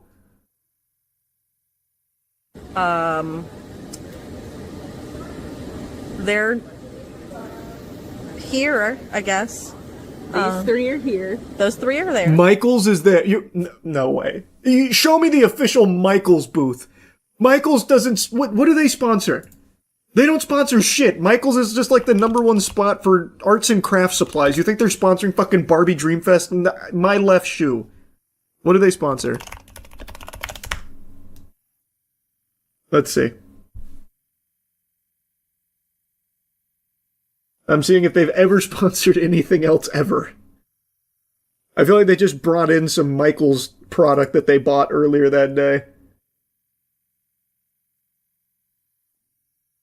I also don't know why I thought I would find anything about what they've sponsored in the past by just typing in Michaels sponsor. It's just trying to put me in touch with their press packages. What a terrible search from me. I still just don't believe it, and I don't feel like looking harder now. with things. This is the yoga one. Maybe it's not the store Michael's, just a dude named Michael. Very cute pink outfits in Perhaps. a lot of different sizes. This is real cute for the kiddos. Yep. This is here. Miss Rocks. That's gorgeous. That might be the yoga mats. Yeah. Yes, that's the yoga mats. A lot of yoga. No. Maybe. No.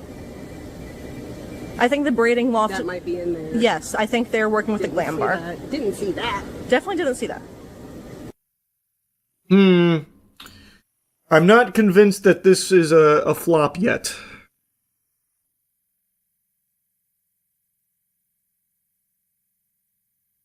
What is this?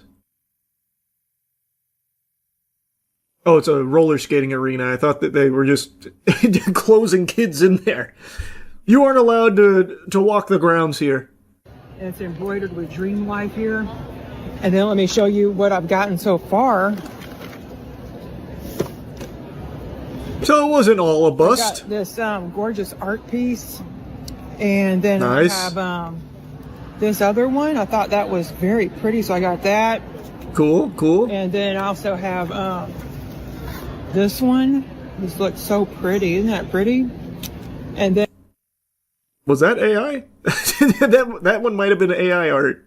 and I also have this one. I This don't- one's I don't feel really like trying to gorgeous. rewind it's, here on- hand done. This is like a hand painted butterfly. Look all the colors. It's so amazing. That is pretty amazing. That's what I got. And then I have this boot in here, just some spare stuff. Man, in the description, she's calling it a nightmare fest and the worst event ever. She probably dropped $150 though on all this this merch and her swag bags and all that. And it says, Bro, go to the website. They were supposed to have special guests like Serena Williams and Angel Reese. No. But they probably showed up, right? The voice of Kin, Sean Hankinson. Chef Becky Brown, a chopped champion, also there. You can pay for some cool stuff. Dr. Swati Mohan, a NASA aerospace engineer. She's coming tomorrow. Little confused on the crossover there, I'm going to be honest with you. Don't really get that. But that's cool. That's cool. So it's still going on. We haven't even seen it at its full potential yet. So was Serena Williams and Angel Reese there? I'm guessing no, right? She did. No, I'm looking at it right now. She was slated to be there from 3 p.m. until 6, and she did show up, according to a few Redditors. Though that could just be a lie. Those could just be bots. It is Reddit. Take it with a handful of salt. I have yet to see a single picture of Serena Williams at Barbie Dreamfest. And you would think Serena Williams being there would be a pretty big deal. People would be pretty excited for that, I would think. Okay, this is from their Facebook page. Barbie Dreamfest, March 27th to 29th, for a fan-filled weekend of limitless possibilities. What are the odds this is AI? I haven't seen any evidence of her actually being there. The only people saying that she showed up were like 4 commenters on Reddit. There's some videos on TikTok. All right, let me check TikTok. Let's see. Oh, here we go. Yeah. There's 2 ways. When you are a favorite, then it's She did show up. to lean into pressure. That's a different conversation. Pressure does create diamonds. True. I also think that underestimating is. How much did they pay her? Because that event is dead as fuck. Did Angel Reese show up as well? Wow. Yeah, the guests they said were coming, they did come. Here, apparently they had a little bit more here than we've seen in the other videos. I was skeptical for a few months as to why there hasn't been official photos of what the con would look like. In all Barbie Dreamfest ads, they looked like this, and since it's Mattel, billion-dollar company, I thought they would come through. I'm going to use these pics for my dispute. So this is how they advertised it, I guess.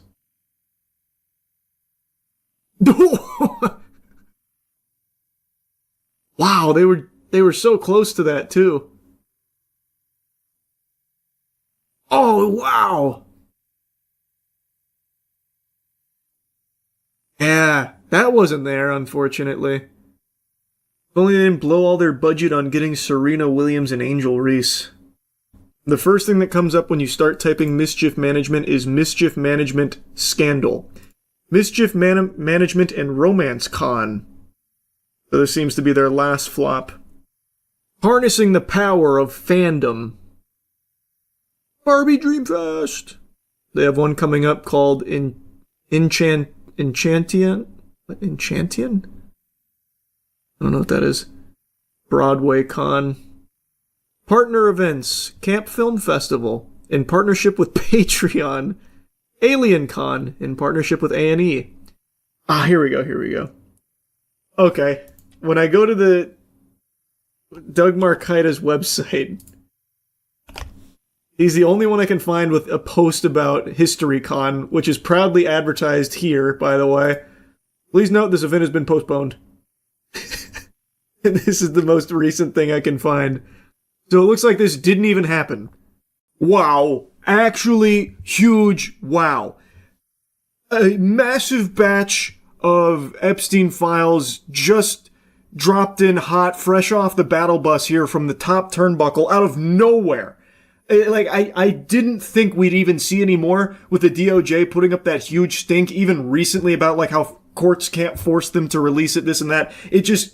It seemed like this was never going to happen because getting them to comply with the law was like pulling teeth. So they were a month late, but they actually released like millions of Epstein files. And there are huge, disgusting, evil things that have been uncovered in this latest batch of Epstein files.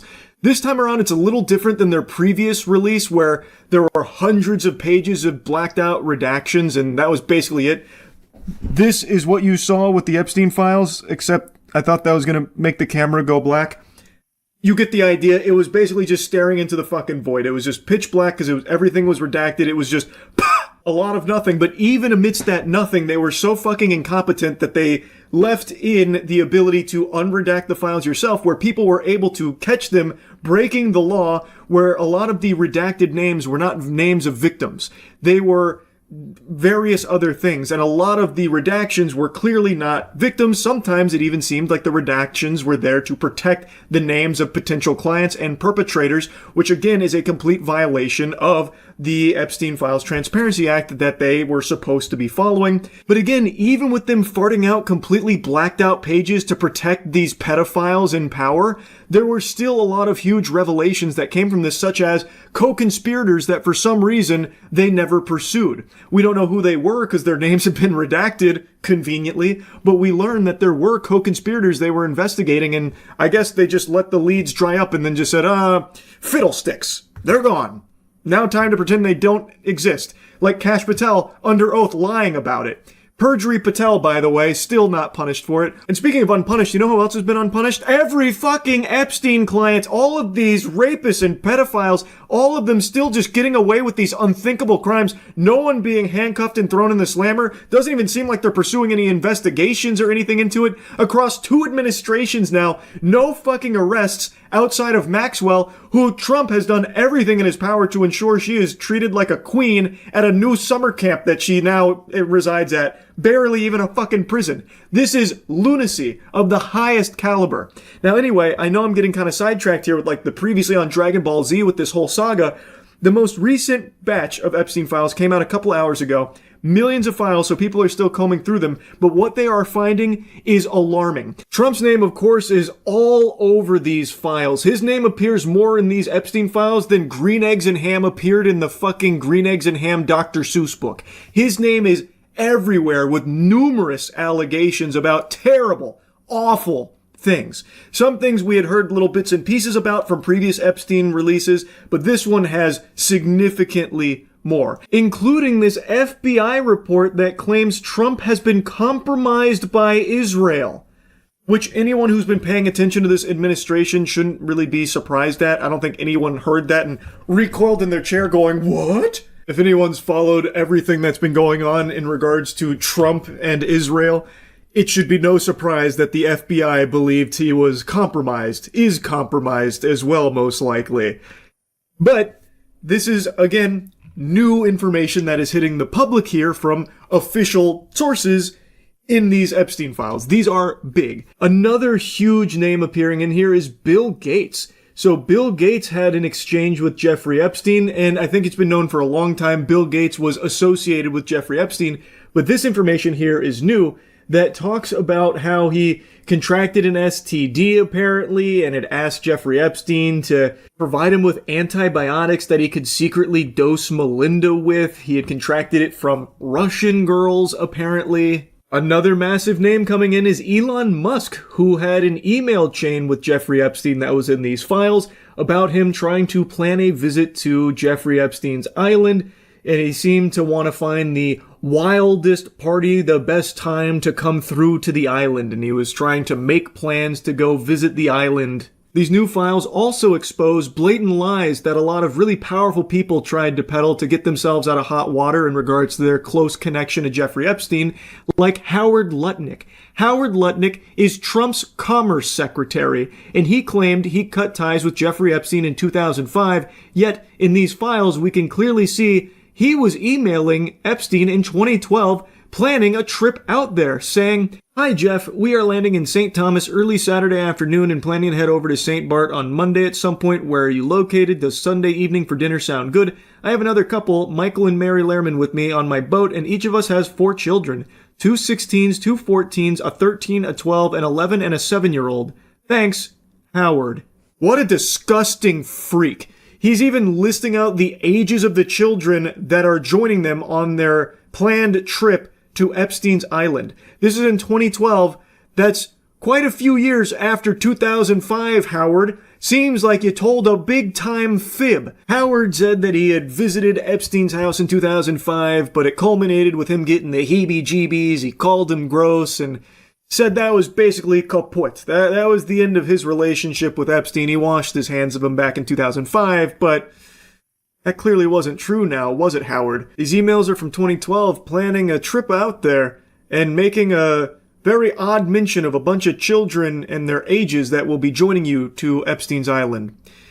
Howard Lutnick is your U.S. Secretary of Commerce under Trump right now. This is your Commerce Secretary. And he is one of many very powerful politicians whom you'll find in these new Epstein files and previous Epstein files as well. These are just a few of many names, new names as well, very powerful people who appear in these files with alleged horrible, horrible things that they have done in connection with Jeffrey Epstein and the island. It is a big, big deal. This is undoubtedly just the tip of the iceberg here. This latest batch was millions of files, so there is still a lot of information out there that hasn't been adequately combed through, and still what we are learning right now is heinous. And I feel like it should be pretty obvious that there needs to be investigations conducted here, and maybe a little bit of fucking justice. Maybe some of these evil fucking demons getting arrested, perhaps. Why are none of these people in these Epstein files even being looked into at all? Why does Kash Patel lie under oath about there not being an Epstein list or clients or like co-conspirators when we now have all this available evidence that confirms there definitely were co-conspirators? There definitely are clients. And there is nothing being done, not in this administration, not the previous administration, to hold any of them accountable or find them. This is a huge deal that nobody should be trying to like minimize the importance of. For some reason, people are trying to pretend as though this is something we should just like brush aside, move on from the whole Epstein fiasco. That is craziness. There are people in the most powerful positions of government right now that are rapists and pedophiles that have got away with unthinkable crimes, and they need to be held accountable. We have so much information here. We have so many names, and we need them to be investigated. We need justice. I don't know why so many people are so okay with being governed by these monsters. It's baffling to me. It actually boggles my fucking mind. This latest batch shows even more evidence, shines even more light on these terrible, terrible things that unfolded here, and the close connections a lot of powerful people had to Epstein and the island.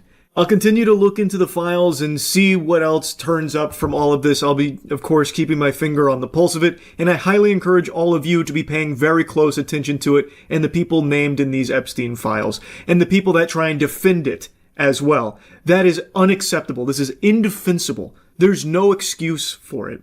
So anyway, wanted to just give you an update here. That's really about it. So yeah. Do you see it? Look closely in the palm of my hand. To the untrained eye, it may appear empty, but you have to use your third eye to see the truth. What lays before you in the palm of my hand, my little greasy bare paws, are the Epstein files. Nothing. It's imaginary, because this administration still refuses to actually comply with the law. Even when they did release like their couple of batches of Epstein files, they also didn't comply with the law because they redacted names that weren't victims, which has been proven beyond a shadow of a doubt. And now it's been, a month past deadline, and they are still kicking the can down the road. And now, like a bucking bronco, they're putting up a real fight where now the DOJ is basically saying in their most recent filing that no court can order them to release these Epstein files. They can't force the release. They're basically gloating that they're kind of above the law, is the impression I get from reading through this. Now, a lot of it's legalese, so a bit of it's a bit above my pay grade, but from everything I've read from the experts who have went through this filing, this is the DOJ once again refusing to cooperate and is now just kind of outright saying that no one can really force them to do this. It's fucking sickening. What is supposed to be the most transparent administration in American history seems to have a real issue with transparency when it comes to the Epstein files for some fucking reason. Really makes you think, doesn't it? And speaking of thinking, I want to turn my attention to someone who hasn't had a thought in years. Pam Bondi. She farted out a super strong statement on Twitter that's no nonsense. A reminder to all those in Minnesota, no one is above the law. Mic drop moment. Literal chills. Scam Bondi here is alting. She's really laying it all on the table. But, let's be honest here, Pam. That's not exactly true now, is it? Because there are clearly people who are above the law. It's anyone that's associated with Jeffrey Epstein and the client list. Really, Pamela, it kind of makes me wonder if this could be an actual defense strategy people could employ. You know, like just claiming that they're on the Jeffrey Epstein client list. I wonder if that would just give them full immunity. Because I imagine it'd be like activating God mode in a video game, because this administration, they won't pursue shit if that's the case. So saying that you're on the Jeffrey Epstein client list, that's like Harry Potter putting on the invisibility cloak. Or Bilbo Baggins putting on the fucking One Ring. Just vanish out of this administration's eyes. But not only that, not only do you go invisible, they will jump on a live fucking grenade and do everything in their power to protect you. So, I don't know, I feel like that Ford worker that called Trump a pedophile protector was really onto something there, because there's a lot of pedophile protecting going on every single fucking day from this administration. How else can you possibly explain their reluctance to release the Epstein files and how hard they fight to stop it from coming? And since this administration won't do it, then we have to rely on some real heroes amongst us. These fucking clowns, these goddamn freaks that were given the Epstein Phase 1 binders. These online influencers were apparently holding the Epstein files, smiling and giddy, posing like it's the goddamn prom photos with the Epstein files, and since then, crickets. Why don't you guys release the files? You got the binders, right? Since the government won't be transparent, why don't you guys do it? You're supposed to be like fighting for the American people and shit, right? That's what you pretend to do online. You had the Epstein files, apparently. Why don't you just put it out there? It's just food for thought. I don't know. Now, of course, you'd have to be on the crack pipe to think any of those frauds actually got the Epstein files. I bet in those binders was just pictures of Trump's butthole just goatseeing or something.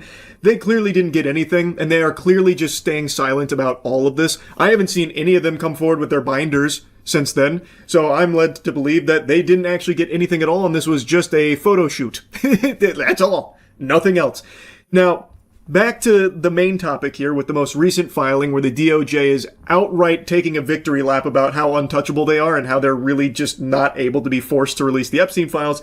Let's dive into what's happened here, the most recent news. Yesterday, the DOJ moved to block the appointment of an independent monitor or special master to oversee the release of Epstein-related records in the Maxwell case, arguing that no federal court has the authority to compel such disclosures. It's 6 pages, and you can look at it yourself if you want to really get into the nitty-gritty of it, which I honestly do recommend because there are some eyebrow-raising statements in there. In a nutshell, though, they are trying every trick in the book to weasel their way out of actually having to comply with the Epstein Files Transparency Act. They're basically arguing that the forced production of the so-called Epstein files amounts to an improper attempt to reopen a concluded criminal case and to create a form of judicial oversight that Congress itself did not authorize. There's a lot to digest in there in only 6 pages. They really give you a lot to fucking suck on, and they're not exactly subtle about it. There's even mentions of the representatives that have led for the passage of this Epstein Files Transparency Act,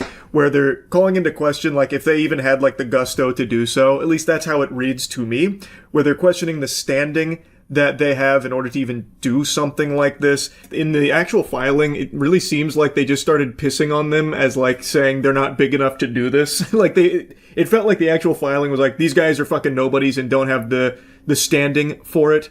But anyway, they asked the court to appoint a special master or independent monitor to compel DOJ compliance with the act, which the DOJ flatly opposes. To go a bit further, they argue that even if the court were inclined to entertain the request, it could not do so constitutionally. This is in regards to some of the things from the Epstein Transparency Act, and they assert that the representatives here they haven't suffered a concrete, particularized injury, and the Epstein Files Transparency Act does not create an individual right to obtain information, unlike the Freedom of Information Act, nor does the act authorize lawmakers or anyone else to sue the DOJ for alleged non-compliance. When I read that, I let out an involuntary noise of disgust, because that's just being very blatant and open about it. Like, yeah, if we don't comply, you can't do anything about it, dork. You fucking dweebs. Go kick rocks, pussy. If we don't comply, you can't sue us or anything. To harken back to Scam Bondi, it really does feel like there are some people above the law. I'm gonna be honest with you. Despite what your tweet is boldly stating, I do think there are some people above the law, Pam, and they might be right under your nose.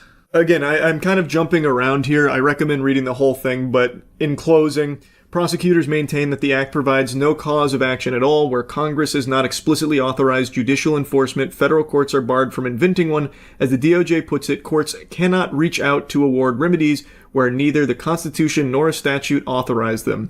In short, the government's filing makes clear that absent new legislation explicitly authorizing court enforcement, the DOJ believes no court can force it to produce the Epstein files, regardless of public pressure or congressional intent. Real quick, to briefly tie this back to good old Scam Bondi, since she wants to bring up Minnesota, there's this big talking point about comply. Well, why does compliance only apply to American citizens? Why doesn't it apply to the DOJ as well, who is not complying with the law? They are also supposed to be governed by the law too. According to Pam, no one's above the law. So why aren't they complying with it? They have been routinely violating the protocol set in the law with the Epstein Files Transparency Act. They are not complying with it. And in this most recent filing, they are even openly saying, if we don't comply with it, you can't sue us or anything. They are even saying in their own statement about non-compliance. Why would they even be teasing that notion of non-compliance? Why won't they just comply? Why are the administrative authorities not talking about the DOJ's reluctance to comply with the law? I don't know, it just doesn't make a whole lot of sense to me. Pam, it feels like some people are above the law, doesn't it? I don't know, I'm just getting a whiff of that for some reason. Anyway, that's your most recent Epstein Files update. It's not looking like it's ever actually going to lead to anyone getting arrested in regards to the Epstein client list. Who would have seen that coming? Unthinkable that this administration wouldn't be pursuing action against those evil, fucking heinous villains in the Epstein client list. It's so odd that they wouldn't be transparent in releasing these files. One of the main things Trump ran on was about releasing these Epstein files. So many in his supporter base were very excited to see that happen, and now it's not happening, and they're fighting tooth and nail every step of the way over the last year to prevent this from happening. And now, even though there's an actual act, a law put into place that they're supposed to follow to release them, they're still not doing it, and are now even just saying, yeah, maybe we won't. No courts can really make us do that. And if we don't do that, you can't sue us for it either. I feel like anyone should have a big problem with that. I feel like any sane, sensible person should immediately view this as the biggest possible red fucking flag. And it seems to me that that Ford worker that called Trump a pedophile protector to his face, which elicited a finger and a fuck you from the big man in charge, it really seems like that pedophile protector nomenclature feels accurate for Trump in this administration, based on all available information here for how hard they don't want these Epstein files to come out. Feels like they're doing a lot of pedophile protecting. That's really about it. So yeah.